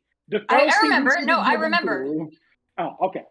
So again, I know what you were talking about. I just thought you were attributing it to this episode, which again, no. I think I said it in my trailer reaction or whatever that I am happy that they used the timberjack because that's always a dragon that I found really interesting, and they never used it in the shows. But in this episode, really, it gets better, ladies and gentlemen. It gets better. A timberjack being connected to a rope. Okay, go ahead. I'll wait. I just want to say to Audrie, because years ago I read this fan fiction that's it gives the Nather to another character because it's not a Hickstreet story. But Astrid gets the timberjack and calls it Stonefly. What are your thoughts about that, real quick? I'm wondering now. Okay. That's what I expected. Thank you. Yeah. I mean, I've read worse fan fiction, but see, so I'm not even gonna getting back to episode 4, the decoy, it gets better. You think the timberjack being connected by a rope that it could easily cut, or even a tree, whatever you want, if you want to give it some kind of credit. Anyway, something it can easily cut. We have dragons trapped in prisons, trapped in cages made of ice. Even if you say, they're in the snow area, these dragons have, ice breath. They can't, it's terrible terrors. They breathe fire. Yeah. In prisons made of ice. In the next episode, Thunder they walk up to one of the cages like, oh, Buzzsaw has been here. He's trapping dragons again. They come up to an ice cage and Tom's like, all right, Thunder, destroy it. And he just shoots a lightning blast and it destroys it. It's like, you were stuck in that in the last episode and the character spent the entire time trying to get you out. What the fuck? One, this about the fire, and two, my note was that they are trying to make Buzzsaw smart by having everyone else, including the dragons who they claim in their own worlds are intelligent, idiots. I think I think your ketamine To be comment might fair, be right. Tom's real. Yeah, to be fair, Tom's a major idiot this episode too, because there's a point where he's locked in the cage with Thunder, and he's like, "Oh, Buzzsaw, you gotta let us out!" But he's like, "Oh, I'll teach you to fly a dragon or whatever." And then Buzzsaw just walks over, and it's like he just lifts up the ice things on the cage. Yeah, Like there was it wasn't locked. He just had to open the door. Yeah, this was so like again. And then when he actually teaches him how to fly in the timberjack, it's suddenly again talking about the weather conditions. Those skies are suddenly purple. Like how high up actually are they? Would they eventually exit the phase? What the fuck is this episode? And then like again, Tom should have died when Bossa just threw him off that dragon. I'm just saying. He should have pulled like Gwen Stacy, and at some point the whiplash just. But we are not so lucky. But yeah, it was just so batshit insane. I don't even know what to say anymore. It was just everyone was an idiot. Everyone's an idiot. Fair. Add also that I don't understand, and it hasn't made sense since his introduction, I know, but I don't understand Buzzsaw's motivation whatsoever. He started out vengeful of the lightning bird because he thinks that it's responsible for his logging company getting burned down. Okay. So he spends all of season 3 as a hermit in the woods trying to stalk the base because he thinks they have something to do with it. We got that actually hilarious episode where Eugene is his therapist. And then at the very end, he falls down into the sinkhole and discovers the ice realm. And now his motivation is to kill and eat dragons. And then in this episode, he's like, well, I want to be the king of dragons, so I'm going to learn to fly. What is that? What is that line of thinking? It doesn't even connect whatsoever. Actually, again, I just thought about something. What did we say timberjacks can do with their wings? Cut down trees. Wouldn't it make more sense if you saw a timberjack count down a bunch of trees and he can use that to benefit and restart his business? Yes, I was wondering if someone else would think the same thing. I can't wait for season 5 where we come back and like the logging business is back and he's just partnered with timberjacks now. Completely new idea now. The research facility. Hey, he buys Project Icarus. Holy shit! You know what? I didn't think about that. What I was actually praising it in my mind because it's like, oh, they're connecting him to a timberjack, and that's kind of clever because he was a logger. So the fact that he's bonding kind of with a timberjack is, I mean, it makes the most sense out of any dragon. But that is absolutely something that this show could have done, and I wouldn't put it beneath them. I mean, I still think it's a dumb plot to begin with. Like, I'm going to take this mythical creature and exploit it like Alex was talking about in season 1. But there's a whole mix of problems that go in with that plot anyways. But it doesn't even matter because they didn't think to do that. I mean, we all agree, right? We're gonna get a season where Buzzsaw's a good guy now, and it's gonna happen where it's like he started back up his logging business, and it's just timberjacks cutting down trees. It's gonna happen, and I'm here for it. I'm calling it now. He's gonna marry Sled Bitch. No, I think Sled Bitch is gonna try to get with Olivia. Okay, fair, but I was just thinking because if he's the dagger, I was thinking who's the most like the Mala. That's the only reason. But at the same time, related to haircuts, maybe, I don't know. Yeah. This episode was just nonsensical, crazy. I loved it for all the wrong reasons. And there was also that B plot with Olivia where the whole episode starts out with them exploring, I guess, their laboratories because they don't do that, even though they live there. I assumed it's like part of that school thing they do there, which we barely. That's what I assume. It's like a field trip. But yeah, I think she said it was a field trip, but like this is where you guys live. This is what you do every day. Do the kids seriously are they not exposed to this ever?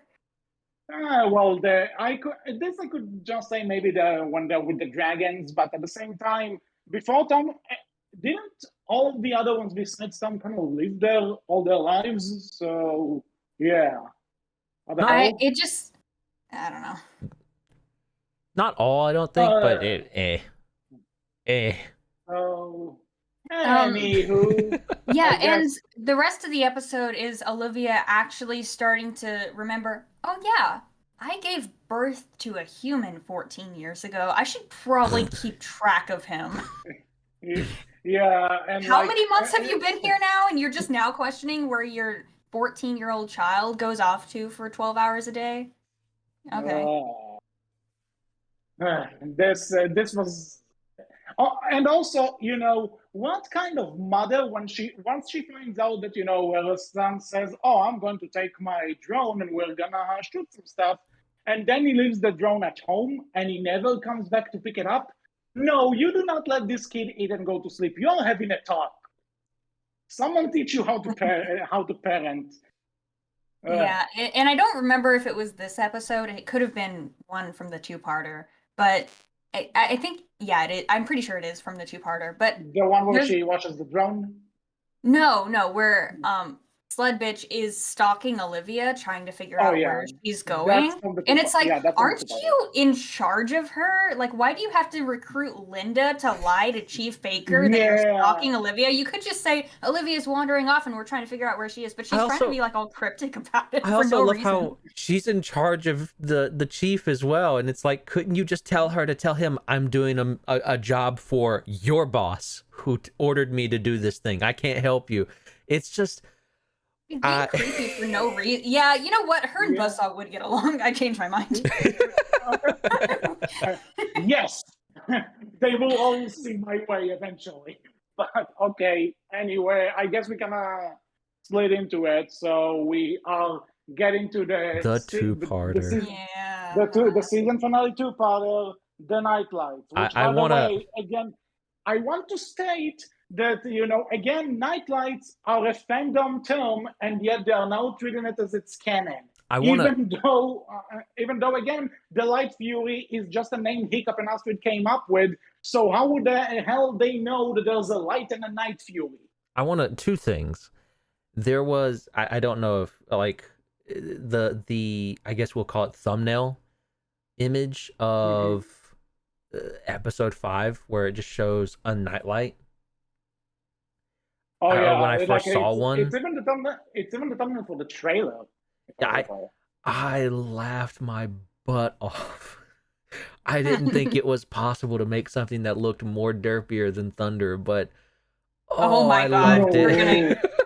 I'm just gonna say this right now, and I'm going to say this loud and clear.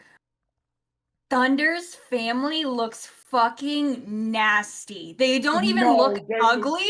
They don't even look ugly. They look gross. I was gagging when I saw them. Listen, these are not even recolors. It's taking the original and just changing the colors in Photoshop. It looks freaking uncanny. That's an insult to the original models, HC. That is a huge insult to the original models did not look like that. They definitely made the heads weird. It's just so weird. That's why I'm saying Photoshop, because it's not just colors. It's just messing around with the features on like a stock footage of Toothless or the Light Fury, and just messing around with it and somehow put like I forgot the dragon's name, but from Race to the Edge, the ones who guard like the dragon cemetery island. What's their name? I forgot. They kind of gave them what? In Race to the Edge. There's the dragon cemetery island, the one that dragons go. Oh, the Sentinels. Yeah, so they kind of gave them that skin texture that like they look stone-ish. Yeah. Why? I don't know. And then, I mean. You know what? If they told their art designer, "Hey, make these dragons look inbred as fuck," then they nailed it. Yeah, because again, and the reason I brought up this Photoshop thing is because there's one that literally looks like they took the Light Fury model and just tweaked it to make it look different. It looks like they face swapped a Light Fury onto a Night Fury's body. Yeah, basically. It looks so freaking uncanny. And again, you have this baby that, again, I can't believe I'm making another FNAF reference, but you know when Scott Cotton made that terrible FNAF RPG where suddenly those creepy animatronics are looking cute? That's what it looked like. Yeah, no, it's not great. It's funny, and then you see it in movement, and then you see like we have the king of the light fury night lights, and it's before this, listen, no, before this, about that freaking baby, about the baby. You know those things like where they take like a stock image, but then like they move the lips. That's this thing, but the entire face doesn't belong on this thing.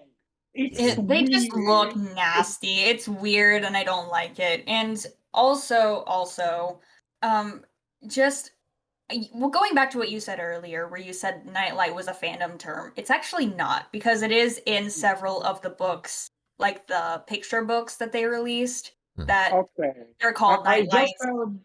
Okay, so I didn't know that. I assumed it was kind of a just.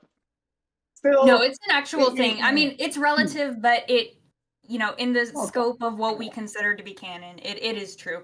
But the show has kind of been doing that with the names of dragons since the beginning, where they just avoid saying it, which, to their credit, they're lazy with a lot of other things. I half expect them to just be like, oh yeah, it's a nightlight. How do you know what that is? I don't know. That's just what we call it. But they haven't done that yet. Didn't they? At some point. I swear I heard them use the word nightlight in the show. Like D'Angelo says it. Maybe I'm having like an old person moment, but I swear that happened though, where they didn't call Shadow, where D'Angelo referred to him as a nightlight, or someone did in like part 2 or part 1. I feel like I would have remembered it if that happened, but at the same time, my brain was so muddled that I could have missed it. I remember one of the characters says that in this. I swear to you, I watched this Stone Cold Sober.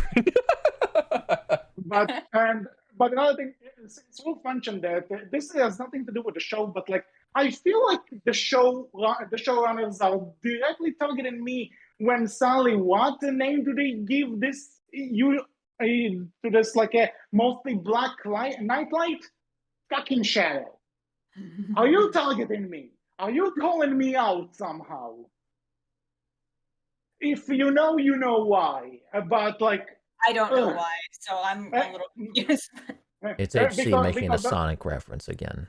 We all sigh and move on. Because it's not just that, but I thought they're gonna give him the one name that belongs to a character that I overall like, but they do terrible shit with him. So there's some sort of a jab at me there, but we'll get there with another thing. But anyway, it's okay, because I felt that same way earlier on in the season when Alex has a line where she says, "Oh, I've come across a lot of trolls and something online," and yeah, and I just this might be egotistical of me, but considering John watches all of my videos, I feel like there's going to be a point in the show where she says, or someone says something about haters online, and I'm just going to sigh and be like, they're talking about me, aren't they? Listen, I know it's not, but we had Buzzsaw, actively talk about eating dragons. That's for me. That was directly for me, and I claim that. No one else can claim that. That's mine. I am that egotistical. Talking about things that actually bother me in this two-parter, they set up their snow rate like in the first 3 minutes of the first part, like around the time that Tom and Thunder take Shadow back to the lair, and so we see it, from its point of view. We see the thing. And this guy doesn't show up until the climax of part 2. Yeah, which, if we're just talking about the two-parter together, that was something, not just the fact that it didn't show up until the very end, but also why the Snow Wraith? Didn't we spend 3 seasons and an entire game setting up this rivalry between the Nightlights and the Skrill? Why do we have another big bad enemy that isn't the Skrill that I guess the Nightlights have an issue with, and now it's the Snow Wraith all of a sudden? Well, we solved that one, apparently. Tom fixed that with his sword. Oh. That HC loves. His Harry Potter wand. And that's the thing. He does the same thing here. Apparently this fucking Harry Potter wand is the way to fix everything with dragons. We need to point out, right? Dragon, have a lightning sword. We need to point out at this point, Tom, a better dragon rider than Hiccup. It took Hiccup 3 You movies. put those words back in your fucking mouth and never open it again. Hey, Yeah. it took Hiccup 3 movies and 3 shows, and he never found another Night Fury. All he could find was a Light Fury. It took Tom 4 seasons of 1 show to find Thunder's family. All I'm saying, Tom is better than Hiccup. Okay, where do I begin with contradicting this? Right, Tukas is the only one alive. Right, I forgot about that one, didn't you? I mean, I don't know about that. I don't Shut think up, Hiccup explored shut him up, well enough. The bear. Oh, Jesus Christ. okay. Yeah, Audrie, for episode 6, I genuinely, for episode 6, I barely have anything written down because I just had my head in my hands the entire time. It was, oh, again, as I stated before, I love it for all of the wrong reasons. Not for what they want there's me. no scrap of affection for anything that happened in this 2-parter for me. I just have nothing but hate in my soul for this 2-parter. Same, and I'm gonna say it again. This might be a bit of a long-winded rant, but hear me the fuck out because I need to. Okay. Go for it. Like the people who know me, and I also mentioned this in our back in the episode 2 review we did, and I think I also mentioned that in the comments for Audrie's season 3 review. Like, so let's actually do some math here. Tom and Thunder, by any kind of definition, are supposed to be the Hiccup and Toothless of this show. Mm-hmm. They are not gonna do the ending to the Hidden World twice in this 2-parter, and it's not, and moreover, going to act like it's fucking earned, because it is not. When they said goodbye, and they have every intention of referencing that scene because they are positioned the same in this shot, the music even plays. They are actually trying to make you feel bad that these two are parting ways when they don't have anything that would make me feel sorry for them. Would it be sad to say goodbye to your pet? Yes, but that's it. It was a pet. It wasn't your best friend. It wasn't a tough call. It was just bullshit pandering drama. And I was so mad. This is the point where my girlfriend said, I've never seen you this mad. I got legit angry that you think in just 4 seasons and in under a year, recreate something that's been built up for 9 years and took 6 years in canon. No way you're going to act like you've earned it. You didn't earn shit, show. And then even a more annoying part, they're doing this again later, and then it's like, you know what? You can live with your friend. Fuck off. I agree completely, and I will say this. The only way that I feel like it could have been earned is if they did what I suggested they should have done in my season 1 review, which is where if they were mirroring Hiccup's arc in the original franchise to his ancestor 1,000 years later, if they were doing that consistently from the beginning, where he finds a dragon, he has to keep it a secret because he wants to protect it instead of just for no reason at all. If they were doing that throughout the entire show, I'm not saying it would be earned 4 seasons in, because it wouldn't have been, but it would have made more sense that they did that since they're trying to replicate Hiccup's story. But they didn't do that here. They just copy and pasted the arc from the Hidden World into this as if it would fit. And that's the other thing that like you brought season 1 up. You know who in season 1 you even brought us up in your review that like they go, I can't believe we just said goodbye to our dragons. Minute later, we're gonna need our dragons. It was less than 60 seconds. Same shit in here. And it's like your core characters. Who wrote this? An AI? Is this an AI? What the? And then, speaking of the Hidden World, you said that it didn't end that. You know what the big thing about one of the big things about the Hidden World was? The writers learning to not overtrust their dragons and, coming into their own. And they tried to do this again because like, how are we going to defeat this thing without our dragons? You didn't earn this. You did not earn to do this plot. No.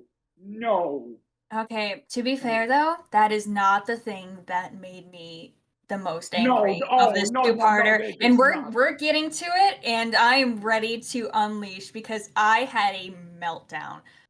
The fact So you know that what? they are suggesting that because Tom and the other kids wander into that new realm, into that cave, and they're like, oh, this is where they used to live. And we look up, and sure enough, what do we see? A derpy ass depiction of Hiccup, Astrid, Zephyr, nothing. And it's like, what? You have got to be shitting me right now. No, there is no way. This mural again. I was just going on. I was sending this, spoiling it to a bunch of my friends, telling them, "Look at this shit! Look at it! Look at it! What the fuck?" And Hiccup looks somewhat. I could say, okay, it's the outside of the show, but Astrid, Zephyr, and nothing. They look like fucking zombies. They did nothing so dirty. Look at his face. It's just like fuck. It looks like Tom drew it. Yeah.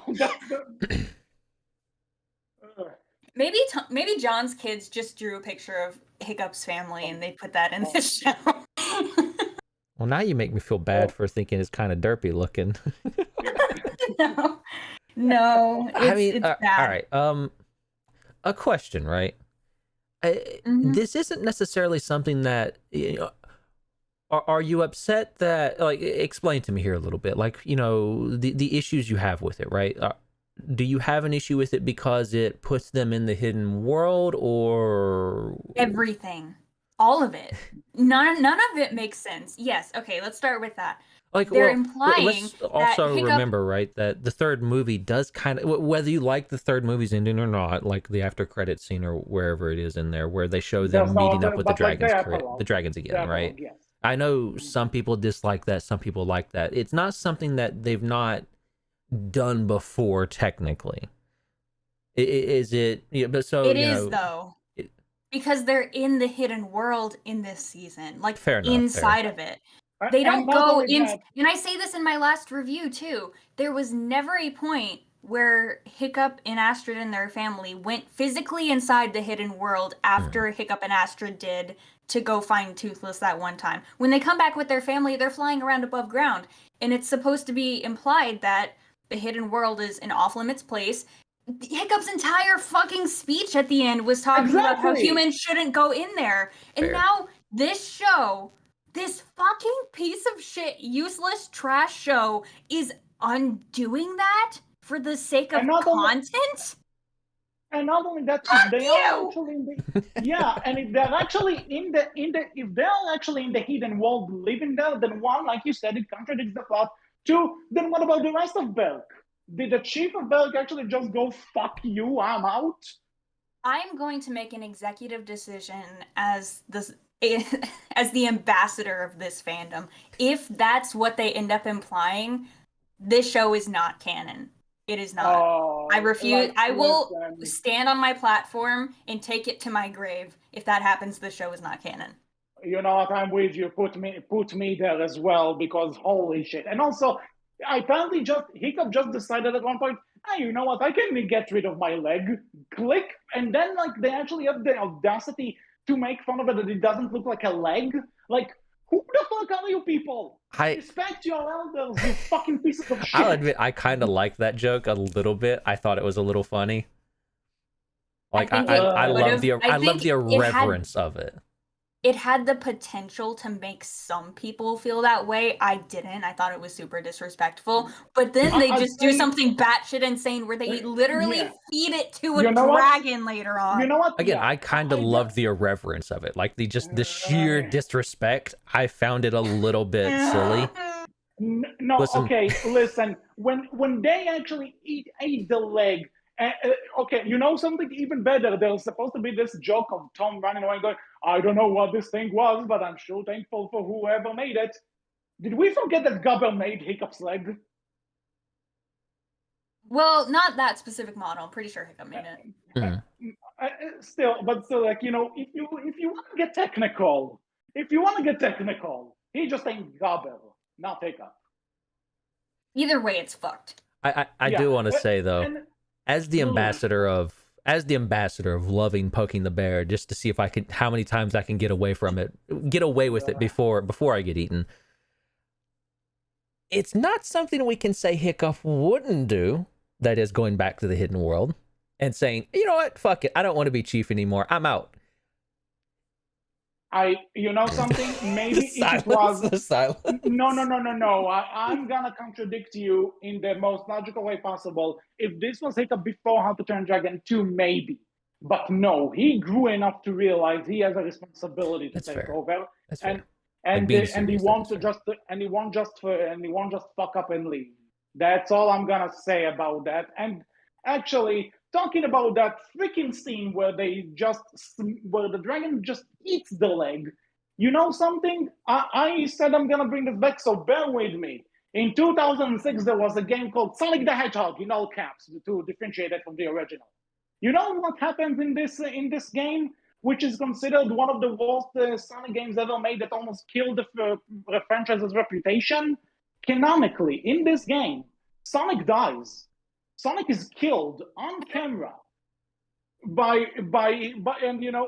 and like people have joked. I even joked about this. If you need a 5-second clip to this 5-second review about the game, this is what you need to see: Sonic being shot through the heart and dying, because that's what the game did. Basically, seeing the foot being eaten like that, destroying another sign of Hiccup existing in this world, is just as bad to me, and is just as representative as the Nine Realms in general. I feel physical pain even remembering it. Like, honestly, yeah. I was watching it again last night, like I said, and I couldn't even look at the screen for half of it. I get that that's dramatic, but I just couldn't believe the audacity to shit on the franchise. That is the only reason that no one's watching the Nine Realms because they like Tom and they like Thunder and blah blah blah. They're watching it because it has a connection to the first franchise. That is the only reason. And you are shitting all over the only reason people watch your show to begin with. Fuck you.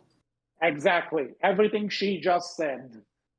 And also, to all the people who say, oh, it's a show for little kids, what did you expect? Little kids don't care about it. They're making this shit for people who grew up with the original. Yeah, no, I get it, right? You'll want to hit a younger audience and get them interested and excited in How to Train Your Dragon. They don't need the link back. That link back is for your older fans. Right? Like, there's no, a younger kid isn't going to be like, How to Train Your Dragon, I remember that, I grew up with that. No, they that reference, it's not something that's going to excite them in the same way. If you're making an older reference to older characters or a previous season or a previous show or movie, you're doing it to get the nostalgia, to get those fans who have come back to see this new thing and how you link it back, right? You're doing that for them. You're not doing this for new fans. All right. So 2 things. First, hi, Wolf here. Let's go on another wacky, wonderful, wild ride of fan theory.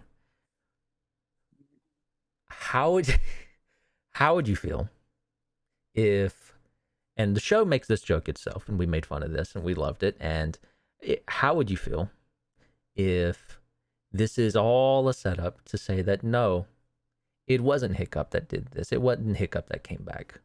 It was Tough Nut that came back. Tough Nut came to live in the hidden world, and it is Tough Nut that is Tom's descendant, not Hiccup.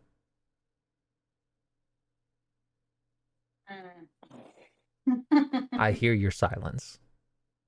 I just don't know what to say anymore. Like, you know something? It may be, considering this entire show has just been our favorite things about this show are the one that makes absolutely no sense and are just batshit crazy.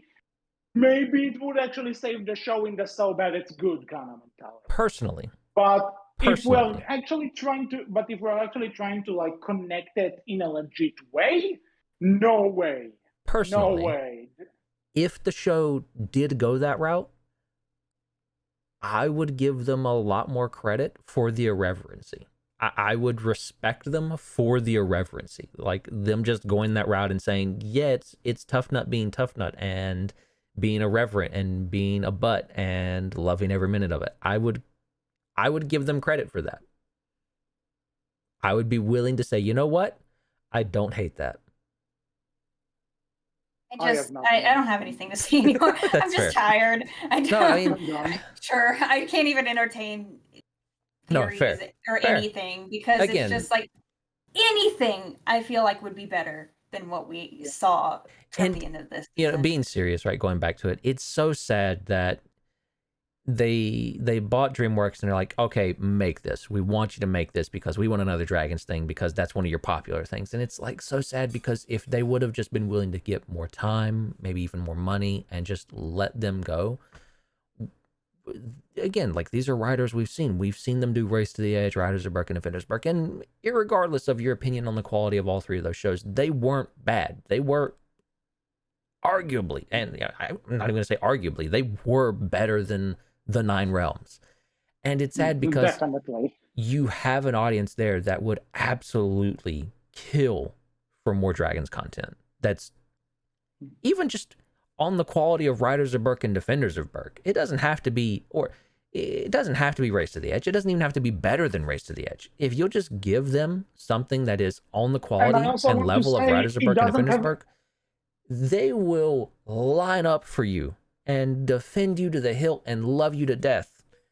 But you wanted more, content. You wanted something Dragons, but you weren't willing to give it the budget or the time it needed to be something good. Because again, I guarantee you, it wouldn't have been hard to make this into something that was genuinely really good and that people would have loved. Because I guarantee you, fans would have been like, yeah, we're fine with you moving forward in time. We'll accept that. That's great. That's cool. That's something different because we're done with Hiccup's story.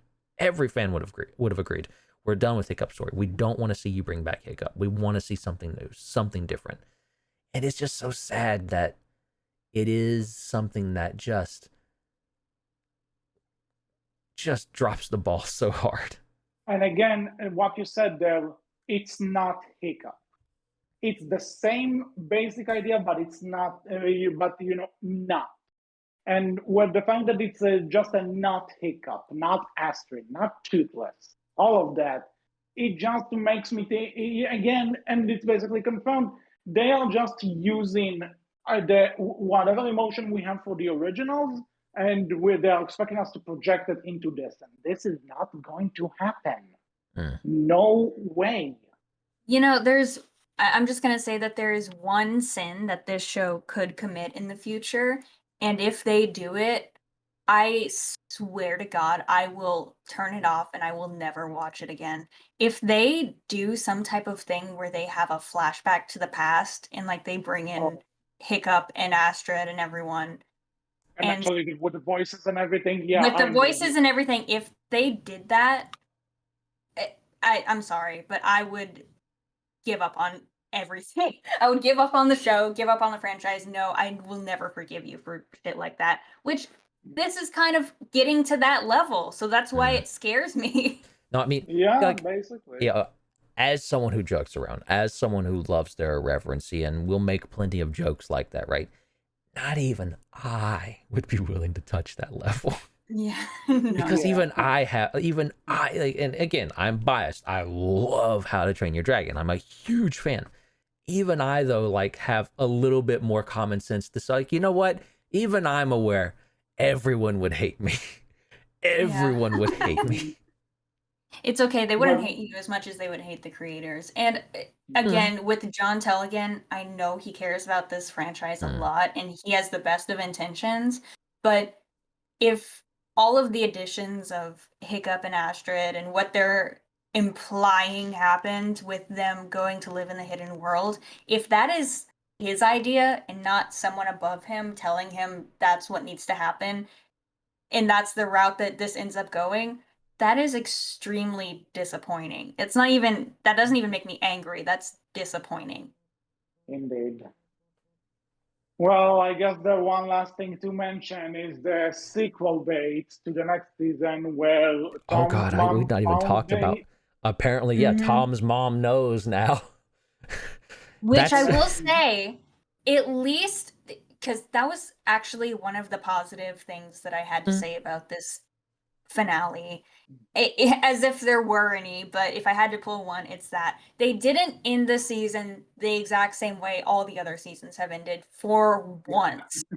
So Baby it the wasn't Dragon, it goes away, new thing. Baby the Dragon, it goes away, new thing. Yeah. And they didn't do that this time, which I get that that's the lowest of the low standards. But even though the thing with Olivia wasn't super well executed, because again, why wasn't she suspicious 3 seasons ago whenever they started disappearing? It wasn't great, but at least it was something different, and at least it leaves you on edge for the next season. And things are gonna start happening now. Mm-hmm. We can only hope. We don't know. It is one of the things that I think this show, one of the few things I think this show does have going for it, is that dragons in the modern world with modern science, modern technology, blah blah blah. It is one of the more interesting ideas that the show has going for it potentially, and having the adults starting to learn is one of those. Okay, maybe we can start to see those ideas come forth now, and it's this show, so there's not a lot of hope there, but there is hope that maybe this is, we might get some interesting stuff from this. But for a lot of people, that's going to be soured now. It doesn't matter because of how you connected this back to How to Train Your Dragon. Even if they, let's say, I'm not sure about it, but let's say I'm going to assume there are 2 more seasons, depending on who they're playing this. And even if the next 2 seasons are gonna be quality gold, okay, even if it's going to be on par with the original movies or the rest of the Edge or whatever, you're talking 4 seasons of trash to 2 seasons near the end that are suddenly picking up. So we're only guaranteed 6 seasons. Let's assume. Because I don't know. Okay. Never mind. I don't know too. I'm just assuming. Fair. Let's assume that there are 2 more seasons, right? And then and then the show ends. Do you really think people are going to sit through essentially 4 seasons to get to the really good last 2? And I don't expect them to. No. And so, which is fair. Even if it does get better, that is a problem with the show. That for the majority of it just doesn't work. It doesn't click. It doesn't hit what it's trying to do. And I'm telling you more, if there is some sort of like a hidden wall thing that's gonna happen at the end, then they will have to separate from the dragons. Then guess what? You already played that card and it didn't work. So it's sure as hell ain't going to work if you're going to do this again. Yeah. It's just, there's really nothing else to say about it besides it's disappointing, and the cliffhanger was better than the last seasons, but with everything that came before it, I just don't care. Yeah. I just know that I'm gonna watch it because we need to do a podcast about it. And to how do you think I feel? and to get more context to your video about it. That's really what left. That's everything this show gives me. And don't get me wrong, I enjoy doing this podcast, but again, I want to talk about the good How to Train Your Dragon. I want to come in and say this franchise is alive and it's not just a walking weird corpse that they are mutated in a factory. It's bad. Which I'm only going to bring this up because I have a note that I saw that I missed, but just another smaller detail from the finale, which is they brought back in the idea of dragon root on darts that incapacitate dragons. Yeah. And can we just talk about the fact that they put it on they put it on a snow wraith tooth and impaled one of the dragons with it, and then the other one came up and bit it and took it out, and the dragon was fine. That's not how dragon root even works. This is not how it works. No. But I don't think they even care anymore. There's so many details. That's what boggles my mind, because they put in this whole big dramatic thing of, Hiccup is the one who, has been leaving all these clues, and this was the place where they lived, and here's a mural of his family. He's the important one. They're drawing back all these connections to the original franchise while simultaneously getting everything else wrong. Like, the ruins in the book don't even spell their names correctly. The dragon roots fucked up. Like, everything about the dragons we've seen so far has not worked the same way that it did in the original shows. They just don't know what they're doing. They're trying to have their cake and eat it too with this connection back to the original franchise, and it is pissing me off. Yeah, agree. Nothing else I can say. Yeah, that's all I have to say about the new season, honestly. No, Like I that's said, fair. I just had my head in my hands most of the And time. you know, That is fair. considering we talked about all of it up until now, like for the past 2 hours, yeah, I think we did basically cover everything I want to say, give or take. Anything else? I don't Can't really have wait much till of next season. I guess, yeah. Let's see. Yeah, Let's see how in they're gonna January, fuck up. probably. Oh, yeah. Yeah, you know, maybe why not? Let's celebrate the new year with it on Christmas. Yeah, let's go. The past 2 reviews I've done, the new season was announced before I even finished editing the damn thing. Yeah. Well, chop chop, I guess. But I like good luck to you. That's all I'm gonna say. And I'm Yeah, looking thanks. I'm forward. gonna need. And so I guess one last thing to say is let's see how they fuck up Olivia knowing about the dragons now. Which my prediction is just gonna be she's gonna be on Tom's side, and they're gonna have to keep the secret. I swear, I swear, I don't know the name of the dragon type, but but if they're gonna give her a cloud jumper, I'm gonna flip some tables. Oh, Stormcutter? I don't think they have the budget for that. Fair enough. You know what? Fair enough. She gets a razor whip. Oh no, Jesus Christ! Just to link back to the Heather theory even more. Oh, can I just point out, Wolf? If I'm gonna be you for a minute, I do have one theory. Yes. That which I know it's not what happens and it's not what's going to happen, but it's the only thing that would kind of make sense to explain how all these clues were left in the hidden world. What if the wing maidens moved to the hidden world when the dragons disappeared? That would make sense because razor whips cannot grow up unless they have help from the wing maidens who were and bound to this thing by Freya, saying that they have to take care of the razor whips. So what would they have done when the dragons disappeared? Gone with the razor whips. So the idea that there are people in the hidden world leaving all these clues, and the fact that there are still razor whips around, that would make the most sense. I mean, you would need males, of course, to keep that up, but that's something that could potentially make sense. Why there's people down there, or why there are clues down there. I know for a fact that's not what's going to happen, but it would make sense. That's the problem. It would make sense. I don't think they're aiming for that. We're just going to give ourselves hope, and then be disappointed. Yeah. Again, expect disappointment. You won't be disappointed. Even though in this case, I ended up being more disappointed than I thought it was going to be. So I don't know. Just I'm gonna marathon the original trilogy at some point later this week. I don't know. But I guess anything else to close out? Actually, the one thing I'm gonna say that the season made me do, and I'm gonna quote Kadikaras for this: I'm rising like a souffle. I think that's the best way to describe how much this show got an angry rage out of me. So yeah, I think that's it. Anything to say? Oh, shall we wrap up? Yeah, I'm good. Well, I guess so. This has been all for this episode of the Berkcast. We hope you enjoyed. What are your thoughts about 9 Realms Season 4? Were you as angry as we are, or did you actually like what you saw?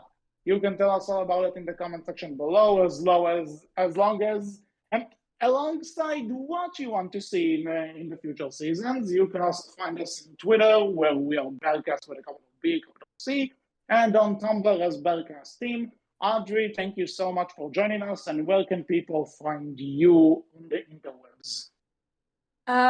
Twitter, YouTube, just at Audrie Raywins. Thank you for having me. It was fun. And I enjoy being angry with other people. We loved having We you enjoy it. Yep, definitely agreed. So until next time, I was HC. I was Wolf. And I was Audrie. And we will see you all next time. Take care and don't bite on any prosthetics because it causes us pain. Bye-bye.